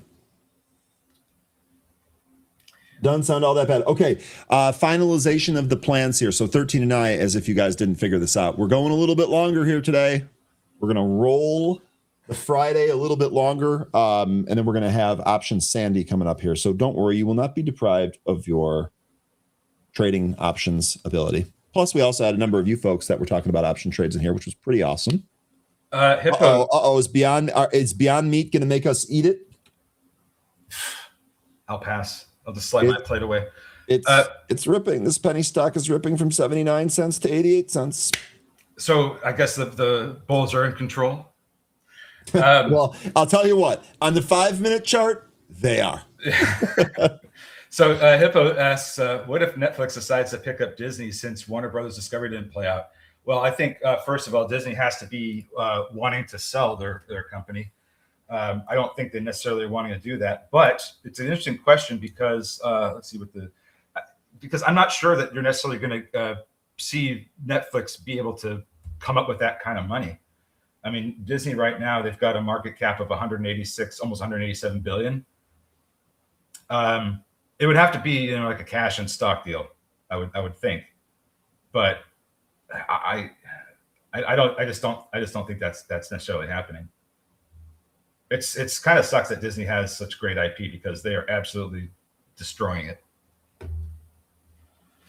Yeah, Firefly. Apple should have bought Netflix back in the day. Yo, Izzy, facts. You remember the Beats acquisition? They should have bought Netflix instead. That would, yeah. Oh my God. Now I'm thinking about that. I'm like, oh my Lord. That would have been the best thing they could have done. They wouldn't have had to create Apple TV. They would have already had Apple TV. But that's one of the things that they really needed for their content.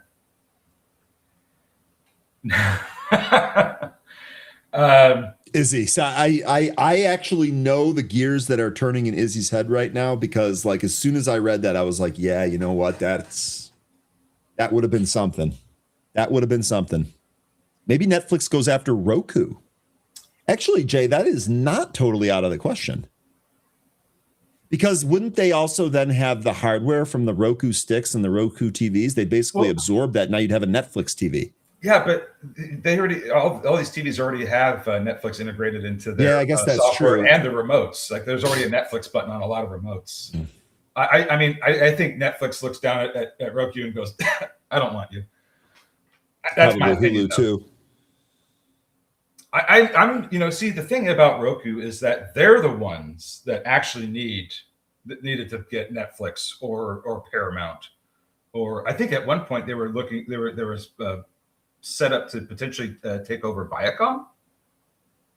Remember that? Yeah, I do actually. Because if Roku had IP, if they had like a service to go with their hardware, then I think they'd be much higher valued. Yes, Tim. I said that earlier. Apple TV has a lot of great shows. That Lord of War show with Jason Momoa about the Hawaiian Islands. I loved that show. That was fantastic. I hope there's more of that coming. And I'm sure Jason Momoa loved making that show because he's really big into his heritage. Peace Guy here. So look at this. This totally round tripped the news and has bounced pretty hard from this. I actually see some call buying coming in for Peace Guy. This is mid-year too. 15 calls. You know what? That's not a bad idea, Replay. What did he say? Netflix should start streaming influencers. That might no. I know that's kind of like an eye roll, but that's not. I was actually just thinking that I know I just eye rolled, but it actually might be a good idea. Think about the conversation we just had with Mr. Beast yesterday. Yeah. I think that you're onto something there. I don't know exactly how that would work or how that would look or anything like that, but they're doing it with podcasts. Okay. And I don't think they'd be able to fold in Twitch, and I don't think they'd be able to start. They don't own Kick or any of those other video game streaming services, do they? Hello, Corey. No. So you have Amazon owns Twitch, which is going through its own issues. I don't know who owns Kick. Me either. Netflix needs IP. Otherwise, it's just they're just a company that licenses and distributes it. They don't have anything that they can really lean on. They have some IP. They have the Millerverse. What it's called. Jay, you're absolutely right here, by the way. On Fastly, a total change of character. That earnings print where and remember there was a lot of folks trading it that day, but this earnings print, this totally changed the way Fastly trades. And you're absolutely right that the dips here are getting bought on this.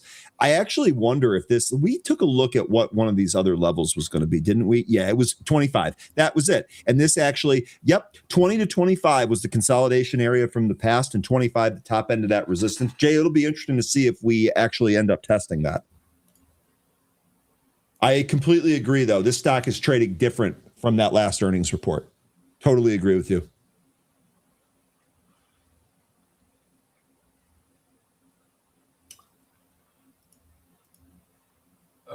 CDIO went down to the 200 EMA and is trying to bounce.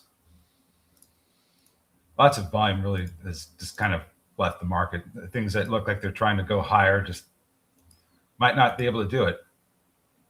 I mean, AAOI, this is still kind of looking like unless we get this move up to 80 soon, it's starting to look like it could roll over. Looking around here, I'm actually, you know what? I am a bit surprised that Netflix is this sideways today. Replay. I am a bit surprised that so far, I mean, day's not over, but I am a bit surprised that we're just kind of straight sideways here. That's not what I would have bet. Replay. What do you have? What was the reason for not wanting to renew your subscription? What, I mean, did you have, is it just that you're not watching it, or is there something, another service that you like better? I'm just curious. Should we look at some bigger names? How's the Mag 7 doing today? I've been flipping through a lot of these. How are they looking? Well, I mean, sideways. Broadcom, it's not a Mag 7. You know what? I haven't looked at Broadcom though. Yeah, Broadcom is slightly higher today, it looks like. But even so, I mean, this is, you know, within 1% of where it was yesterday. SMCI flag setup. Let's see. Okay. Needs to break above 33. AAOI is it's going to go. If this hits 80 before we sign off, we've got 11 minutes for Parker CW Thinkorswim indicators to have his $80 level get hit. You know, when it comes to SMCI, I think I would just say, you know, watch Dell. I think this is moving off of Dell's earnings. Yeah. Dell had a great print too. Izzy mentioning Amazon here. Yeah, Izzy, you mentioned it was ripping earlier. I took a look at it and I was like, it's up 0.44%. There, I mean, yeah, there was a good bounce here, 3-point bounce. I didn't end up going back over to Amazon after I said I would. Let me look at this here. It's all right. They're betting 50. They're investing 50 billion in OpenAI. And okay, so that's not what I need to look at. All right, let me look at a chart here for Amazon. Oh gosh, yeah, this needs to recapture that 50-day SMA. That's what I think needs to happen here. There's a trend line that this price just came down to. I've had this trend line on here probably for a year or two, maybe since April last year when we came down to it. But if you start from January of 2023, the low there, and you go through the Liberation Day unwind, we're at this trend line now. Are we just tested it and moved off of it? Now we need to recapture the 50-day SMA if we're going to continue upwards. But I'm concerned that that's going to be a tall order. Here is that trend line. Yeah. Take care, Line. Have a good one. Have a good weekend. I'm ready for the weekend. I'll be honest with you. I'm ready for the weekend. I feel like we worked 2 weeks this week. Same here. Oh, you're just rotating. They were your base sub for every sign up for 6 months of Max. Then, oh, okay. So you're just kind of going around and seeing which one you like the most. I get Max for with my internet, so I've already got that. And then of course Amazon. If you're already a Prime subscriber, that was one of the best things. I've been an Amazon Prime subscriber I think since 2009. And I remember having it just for the shipping and just for the deals and all of that, and it was worth. And then all of a sudden they added in Amazon Prime, and when it Prime Video, excuse me. And when it first started, it was less than impressive, but man, it got good quick. This month feels like a year, says Izzy. It's the shortest month of the year, and it feels like a whole year. It felt like that last month. It's almost over. Retro, Ryan, are you watching any of the combine? You know what? My coworker talked about that yesterday. I have not flipped it on yet. I don't generally watch the combine. I'm totally tied up today, so I won't. But I'll probably watch highlights if anyone puts up impressive numbers. Saw that Styles, that Ohio State linebacker, set a new record for the vertical jump. He's going to go top 10 though. I'd like him wearing a Bears C. Producer said he canceled his Netflix sub last month. Producer, why? Just out of curiosity. So, replay. The reason they didn't, do more than 3 seasons of Wheel of Time is because the production costs were continuing to go higher and viewership was declining. I don't think the writers really did a great job. I haven't seen it, but my understanding is that people weren't liking the modernization of the storyline that was made by the show writers. So it just didn't resonate with viewers, and viewership went down, so they didn't finish it. My producer here said that the reason he canceled it is because it was too pricey. So actually that kind of goes against what we were saying earlier, or what the group was saying earlier about they never canceled this. Pricey and the content doesn't get refreshed soon enough for me. That's actually good insight. Good insight, producer. If you like movies, old style movies, Amazon can't be beat. Dude, I absolutely love old movies. I was saying earlier about Casablanca. That's one of the best films ever. But like The Strange Love of Martha Ivers is really good. Double Indemnity is real good. I mean, there are so many. The Big Sleep. I mean, that's anyway. Yeah, I regularly watch older movies with my kids. Black and whites or no. Like movies from the 80s and 90s. Okay, I just gave you all black and whites from like the 40s and 50s. So, lol. If there's going to be a black and white movie that I want them to watch, it's going to be To Kill a Mockingbird. Okay.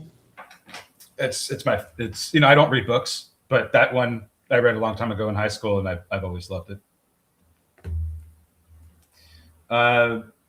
Let's see here. ONDS pulling down. It is, yeah. ONDS at the lows here, sub 10. Not terribly worried though, to be quite honest with you. And let me tell you something else. If we do get any of this Iran stuff that the market seems to be worried about, I'm not going to have any worries about any of those defense names. I think those are actually going to trade pretty well. Yeah, Brian, I kind of get that.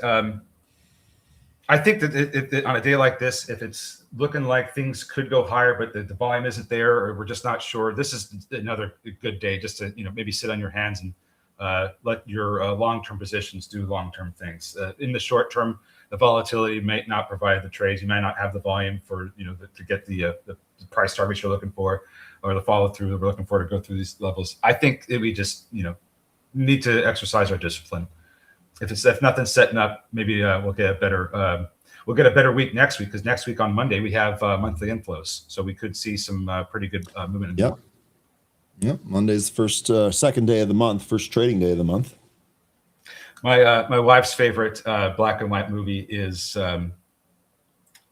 Sabrina. I've never seen that one. And I'm not talking about the remake with Harrison Ford. I'm talking about with Audrey. I think it was Audrey Hepburn was in it. Is that who it was? I can't remember these. All these old actresses' names. Oh man, they're just, dude. Barbara Stanwyck, look it up. What a babe.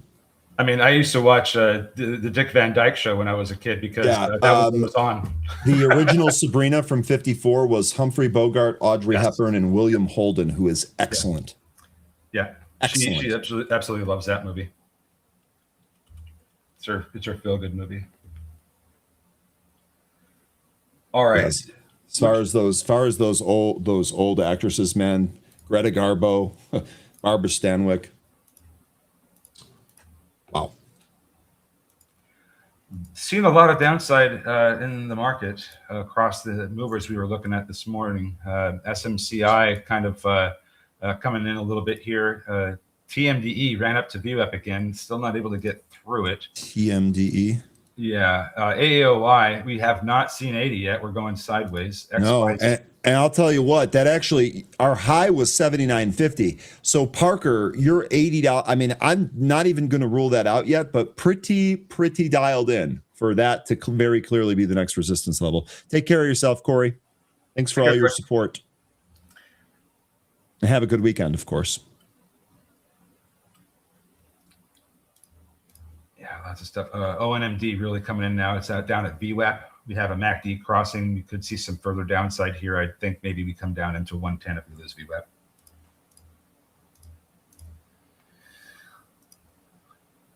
Yeah, I don't have a problem with sitting on my hands for the rest. Neither of the do morning. I, especially on a Friday. It's been a pretty good morning.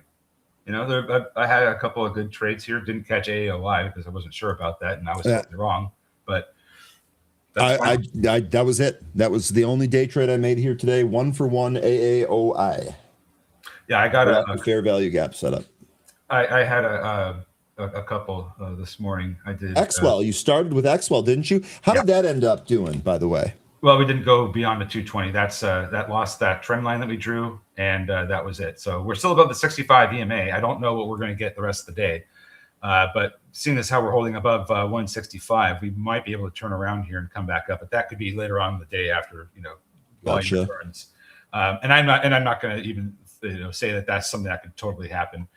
Maybe we don't even come back up above VWAP, but we could at least back test it. And Tom, good mention here, EDSA. I didn't even pull this up here today. This wasn't even on my radar, but nice impulse move, consolidation around that VWAP. Now another push away from it. Really not bad at all. Yeah, Michael, that's right. I think I'm doing. And also, Jay, Nokia, don't forget they have an optical arm. I think it's important to remember that they're also going to be, them and I think Ericsson are also tapped for European Union network now, since I think they're trying to do away with anything Huawei. Let me ask you, do you think this Nokia break above the $8 level and a move higher? That chart looks juicy. Yeah, it does. That chart looks juicy, and I think that we could see over 8 coming. I don't know how high above 8. Maybe somewhere in the 8 is resistance. Look to the left. You have 2014 consolidation, some resistance at 9. So I think that we could certainly see 8, but it's a little bit more of a question mark for me once we get past that price. All right, 13. We're done here for today. Any closing words for the group ahead of this magnificent weekend? Yeah, folks, I just want to have I want you to have a wonderful weekend. Reflect on some of the trades we did, and we come back here on Monday with the monthly inflows. Should have some good positivity in the morning. We'll see what we can trade then. And until then, have a good rest of your week and a good weekend. I'll see you on Monday. Take care. All right. Bye. 13, really good stuff this week. We appreciate you. Have a great weekend. We'll follow up with you on Monday. 13's departure leaves room for the one and only Sandra. Let's see how she's doing. Hey, Ryan, what's up? How you doing today? I'm doing really good. I'm very excited for a Friday. We're going to get 60 degrees here. Just overall happy. Nice. It's a good start to the weekend. Just got back from the money show in Vegas. Had a good time. That's always fun. Vegas, huh? Yeah. Vegas is always a good time. Yeah, it was nice. We got to meet with our members at Trading Made Simple, as well as our coaches, did some hospitality, some dinners, some cocktails. It was fun. Oh, man, that sounds like you were hitting all of that. That's fantastic. What do you got coming up for us today? We're going to take a look at some oil stocks. You notice that oil's been pumping a bit? And indeed we have. And actually, that was a discussion earlier. Topical and perfect. All right. Trading Made Simple with Sandy starts right now. Welcome back, traders. This is Sandra with Trading Made Simple. I'm here to show you short-term proven strategies. People think trading is a one-size-fits-all market. It's not. We live trade and train daily. Let's talk trading. On Friday. All right. So let's take a look at Market Watch, right? This is a quick sneak peek at what's happening in the marketplace for the S&P 500. And we can see that, we got a lot of red on the board, right? We got a couple, couple green, but for the most part, we woke up this morning with the market gapping down. And I don't know if you've noticed this little pattern, but we gap down and then all of a sudden we kind of rise later in the afternoon. And if we take a look at SPY right now, you can kind of see this. By the way, just look at SPY on a daily. Wow, what a crazy washing machine here, right? We're going up, we go down, we go up, we go down. And, in relatively short term, but you can see that we're kind of just staying in the confines of this range. And so really looking for something to happen. We've come up to the higher trend line several times, this vertical trend line. And you could see where our last pivot high was. Really needing to break and hold that 697, let's just call it 698 area, in us to see something happen here. So Earlier today, let's take a look. We opened up at 683. We're a couple bucks higher than that. But remember, we closed yesterday at what, 689 thereabouts? So really a down day, overnight gaps. And look at all of these gaps we have, right? So these gaps, unfortunately, just creating havoc. You don't know what's up and what is down until we can actually get some kind of juice, some flow, some direction. A lot of inconsistencies right now. Macroeconomics, a lot of things being said, really making the market uncertain. But you know what really has been looking really good lately is oil stocks. So on a daily, we just looked at SPY. Now look at oil. You can see that we had been. Let me phase out here. You could see that for a while here since October, okay, all the way up until just recently on January 12th. And then we had a little bit of movement and then sideways. And then we had a complete pop up here. And this was around 219. So February 19 had a pop going sideways a bit. Are we going to get another pop? Looking at that and thinking, wow, if we can break out, right, of that 53.52 area, we could really get some momentum to the upside. We have a little dividend here. Let's see. On March 10th, we still have a little time here. But on a Friday, looking to see, right, could we automate a trade for Oxy here, breaking above that 53.50 level to go higher? And I think we can. Let's take a look at some other stocks here. We got, let's see, how about, do we have, I haven't seen some of like XOM. Let's take a look at that. XOM, when did it make its pop? Around January 9, started to get that uptrend, right? And then we started to kind of go sideways here from 211. Kind of interesting how XOM acting a little differently than Oxy, but still the oil stocks are looking pretty decent. I would take a look at those if you're looking for positives, right? And then as we take a look at, let's see, let's go over here to my watch list is a little big here. There we go. So looking to see if there was, okay, so this is because basically the Iran fears, right? Looking for some news, right, on our gadgets just to see, where we are, why is, oil pumping? So we have the whole Iran thing that's really kind of taking control there. If that ends up continuing, right, we could actually see oil continue. Now, oil being a commodity, this is kind of a safe haven when the rest of the market is kind of not doing so well like we see in SPY and QQQ. Let's take a look at QQQ really quick because we saw Google earlier looking as if it was doing something. Let's remove some of these drawings here, get a little cleaner. All right, so on a daily, we can actually see the Qs breaking below that momentum level on a 0. So we want to make sure that we actually see momentum kind of going sideways here and then popping back up. Right now, you can see price is underneath the 20. So right now, the Qs not looking positive, but we are kind of in this consolidation range. We haven't broken through the previous low here at 593.04. We could see that momentum from that last down day. You can see that momentum has been rising. We peaked not for very long, and now we're back below. So really would like to see some confirmation on momentum for the Qs. We got, let's see, SPY. Also breaking below that 0, looking to see this go more sideways and then do another pop back up. If we were going to see actually some recovery, we'd really like to see that pop above the 20 as well. We could actually create a lot of different automations for the upside to be ready for that. Look at IWM again, just in consolidation. This doesn't help anyone. except for premium sellers, right? But because the volatility, and I mean the gaps, if these gaps continue to be large overnight, that really is terrible for premium sellers. Not really going to like that too much. So really you have everyone just kind of waiting and seeing what's happening next.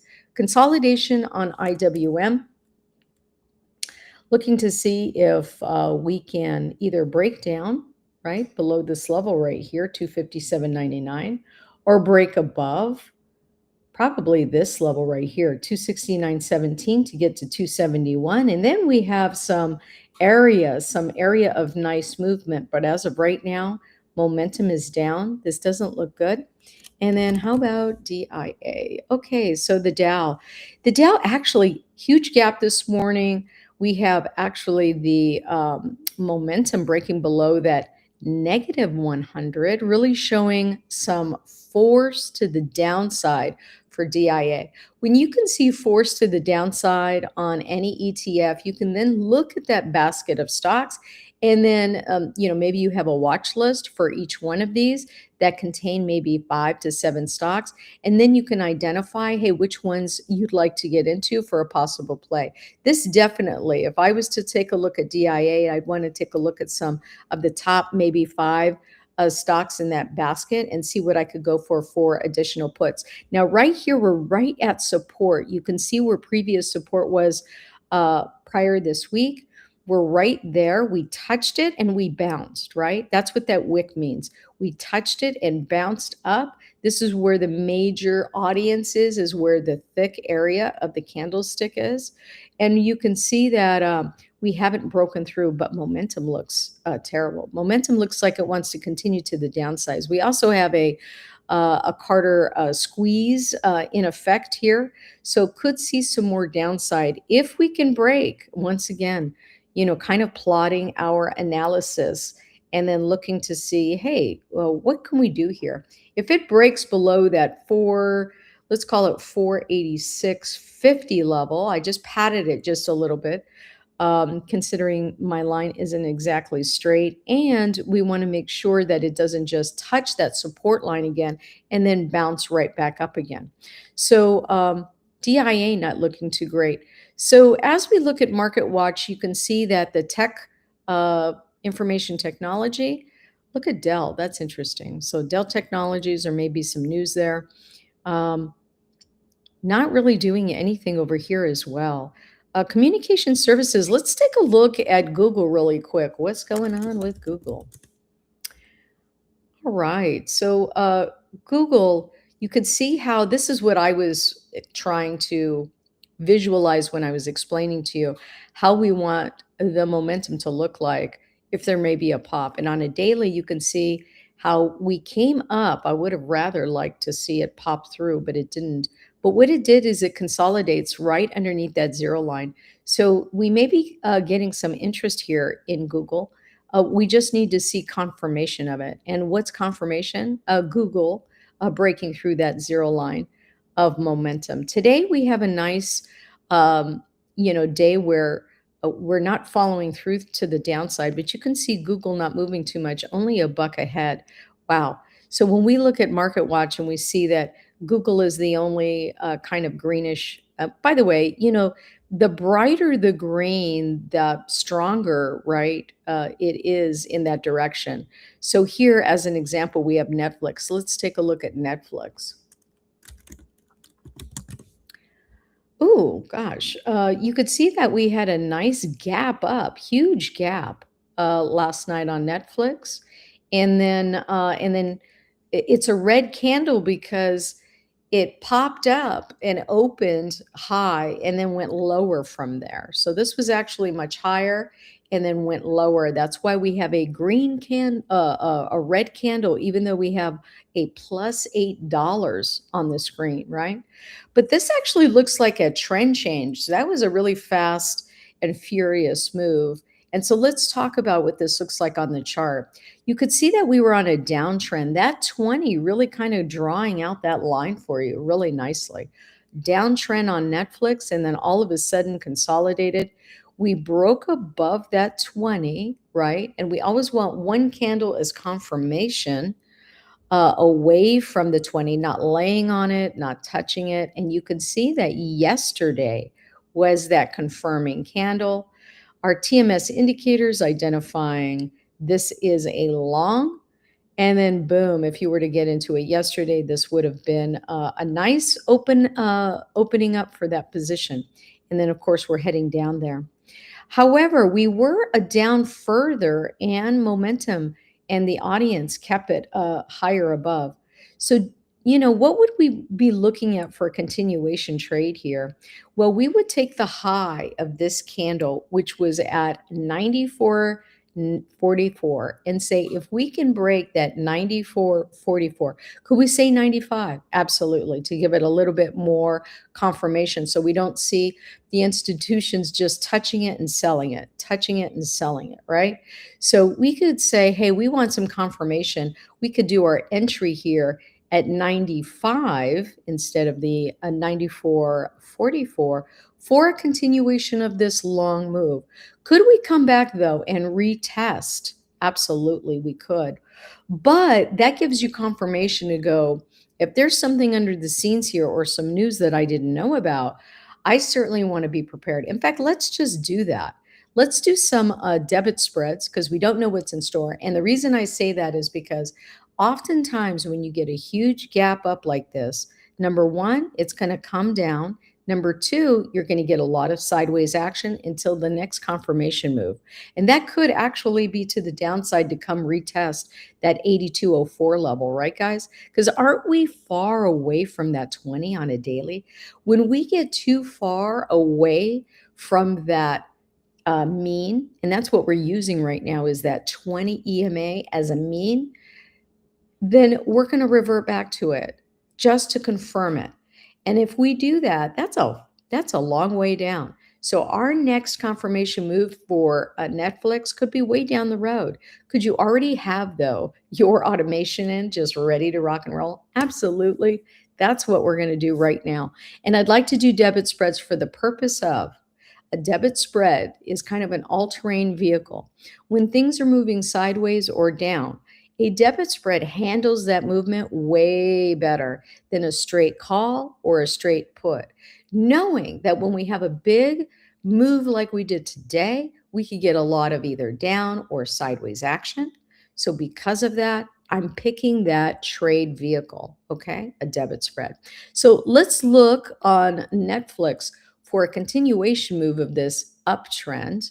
And let's call it again. What was the high of that? 44. I'm going to call it 95 for an entry. So let's do that. Let's get over to our trade tab. Let's get over to, let's see, do we want to do a week or maybe 2 weeks? We'll just do a week out and see what happens. We're going to change this to a debit spread to make it easy. You could see, by the way, guys, let's talk about price. So debit spread is also great for small accounts because it allows you to get into an expensive stock much cheaper than it would typically. So in Netflix's example, you could see that it would be $230 for an at-the-money call. And if we drop it down to a vertical right there, you can see that now it's about $50, 50 cents, right? So if I wanted to do a 93.94, I'm going to right click, say buy custom. And what I'd like to do is I'm going to do it with a stop. I don't like putting, ever since Schwab has done some programming, we've noticed that on multi-leg contracts, automation for the stops get triggered very quickly. Typically on Monday mornings, that's the highest volatility, typically gets smacked. It never smacks our profit target, which is so interesting, right, guys? Wink, wink. So with that in mind, I like to keep my profit target on, but I like to keep my stop loss off because I don't want to be prematurely. And I'm talking about like your position could be in profit and still get stopped out, which is crazy. But once you identify what your platform's doing, you have to assimilate to it or you're going to lose. And so what we've done is on multi-legs, we're going to put our take profit and then we're going to just casually watch it every day. If it gets close to a 50% stop loss, definitely you want to go ahead and exit that trade. Typically, I like to wait for at the close of the day to make my decision. If we're at a 50% in the morning, oftentimes you'll see, just like today, we do a bit of a recovery and it can keep you in that trade much longer.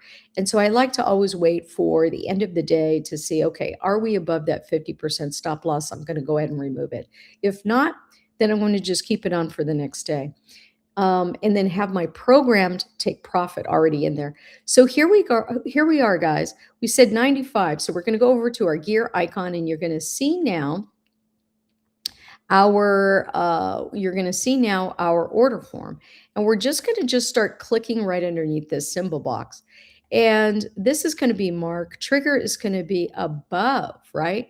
And all you got to do is look right here. If you're not familiar with these triggers, it says security is greater or equal to, and then we're going to put up here 95.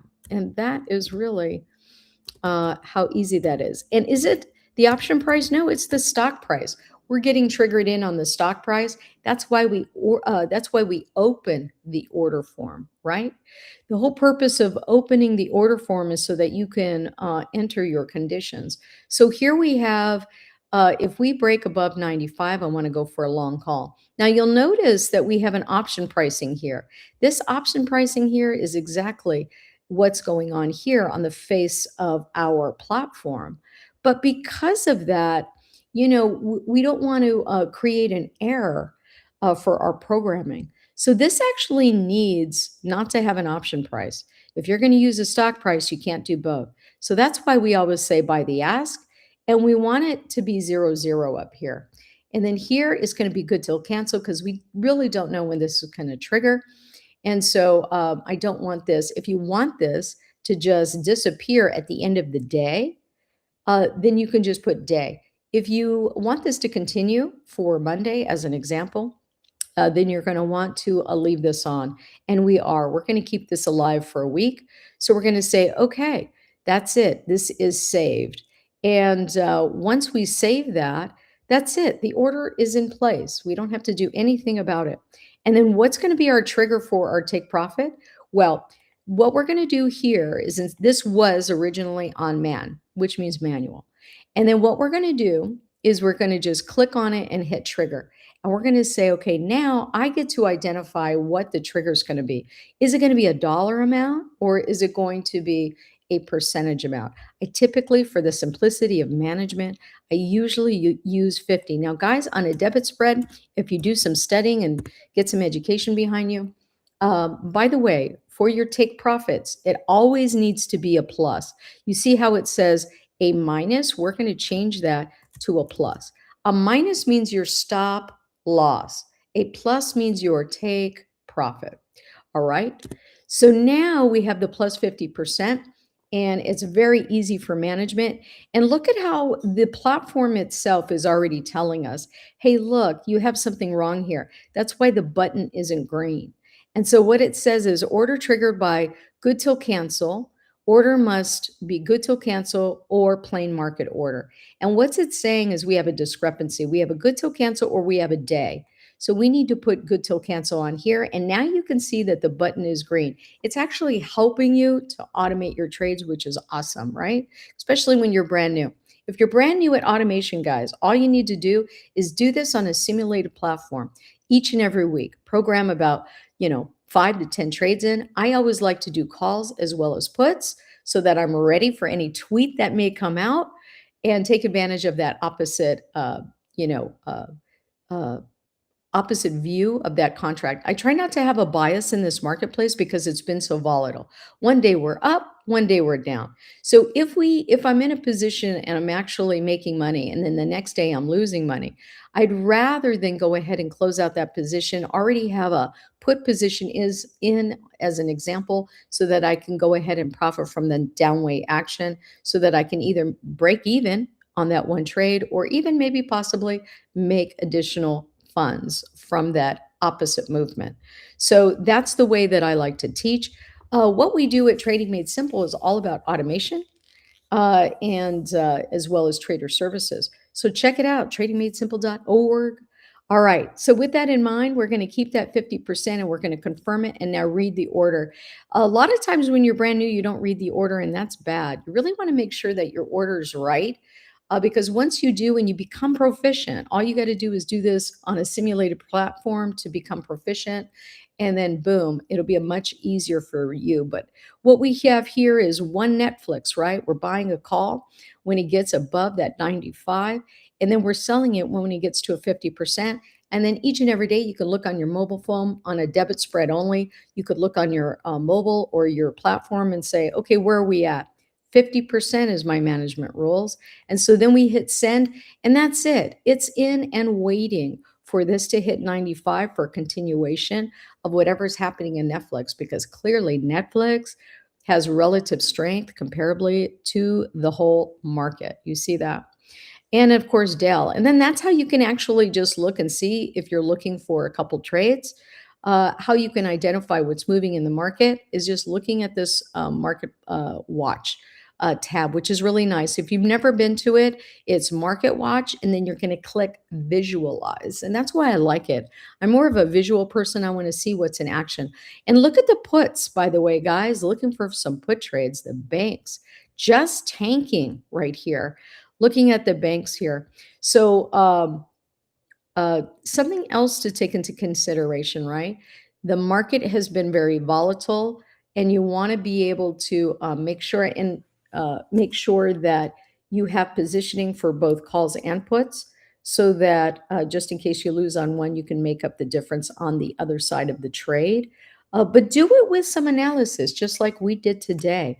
What could be the put play on Netflix? Well, if it breaks, and you can see where our stop loss is on TMS's indicators, our stop loss is at 80.36. We could use 80.36 to come right back down to the 74.85. We could, and you can see that 80.36, guys, is there a coincidence that 80.36 stop loss is right where, I mean, just about where the 20 is? No, because I designed this. And so I really want to see price break below the 20, and I want to see momentum break below that zero line before I get into a put. Those are my conditions. Those are my rules up front, right? And so that's what we have here. So we could use 80.36 easily. You could use the bottom of this candle right here, which is 79.42. I would say 80 is not bad. So let's do 80 on both sides and be prepared for Netflix. Let's just do it, since I'm sitting here saying, hey, you should really do both. We're going to take an at the money. You're going to say buy custom with a stop. And now we have our put trade in here. Now that we have our put trade, we could just go right over here to the order form. Remember, we're here because of this area right here. So we want to just click and say mark. And this is going to be a less than, right? The other one was greater than. This is going to be less than. What did we say? 80. That's the stock price. Okay. You could just look down here, less than or equal to 80. We could say buy the ask. We got 00, good till cancel. Boom, we're done. You see, the more you do on these, the easier this gets. And then, of course, we're going to do a trigger. We're going to make this a percentage to make it easy. Remember, we need a plus for this to be considered a take profit. We're going to tab out of that box. We're going to change this to good to cancel so they all line up. We got the green confirmation box all lit up. Going to take a look here, make sure we got it right. Netflix. We're taking that when it gets at or below. This is a put, at or below 80. And we're going to get out of here when we get a 50% take profit. We send that in. Boom. So now we have both sides, right? Netflix already made its move. Was it whatever happened today, which I don't know, and I can go do some research. Was it an overreaction? Because oftentimes there's an overreaction, and you could see the rest of the market not doing very well. So with that in mind, we're going to just go ahead and take a look at SPY really quick and see what we got going on. Because I remember, was it Oxy that we had kind of a, yeah, Oxy. So we could actually look at Oxy here. I like the momentum on the day chart here kind of going up. Now, remember, this red candle means even though we gapped up, that we opened high and now we're lower than where we started. The candle would be green if we opened at a certain spot and we rose. So this sometimes, right, can give you a nice entry, especially at the end of the day. I like to do my swings at the end of the day, like the last hour or maybe a half hour. You could really get some nice entries. So how would you do this? Well, here, the previous high on this was 53.33. So I could say 53.50, just add about 20 cents to Oxy and say, hey, I'm going in for a long call. Let's see what the trade looks like 7 days out. Now for a vertical, super, super cheap. Yeah, it's only $93 for a call. What do you guys think? Shall we do it? How about if we say buy a custom? And with this, we're going to do a OCO bracket. So this one will have not only a stop loss, but it will have its take profit as well. So let's do this because it's a single leg. We haven't noticed any problems with Schwab's automation tinkering, I will say. I liked TD Ameritrade platform better when they had it, only because they didn't tinker with it so much. So as we notice those changes, we're going to do it. So here now we're going to go into buying that call. We're going to come right over here and say, if we can break above that 53.50, right? So that's going to be the second one. We're going to go here, 53.50. Okay, we're going to look down, greater than. We're going to do a buy the ask, good till cancel. That's it. We got our order form in. On here, let's say, how about if I trigger this with, this is my take profit, right? So I could do a trigger this with a 25% take profit. Won't be too greedy here. And we can trigger our stop loss here at a negative 25%. And now we just put good till cancel on both of these. And guys, if we're going to confirm it, we're going to take a look and just make sure we read it. We're going to buy it at or above 53.50 for a continuation trade, right, on Oxy, since we talked about oil today. We're going to sell that contract, though, if it ends up getting a 25% profit. And we're also going to get out of this position if it triggers a 25% stop loss. And that is it. We just did 3 trades in minutes. It's Friday. Hope you have a great weekend. See you next Friday.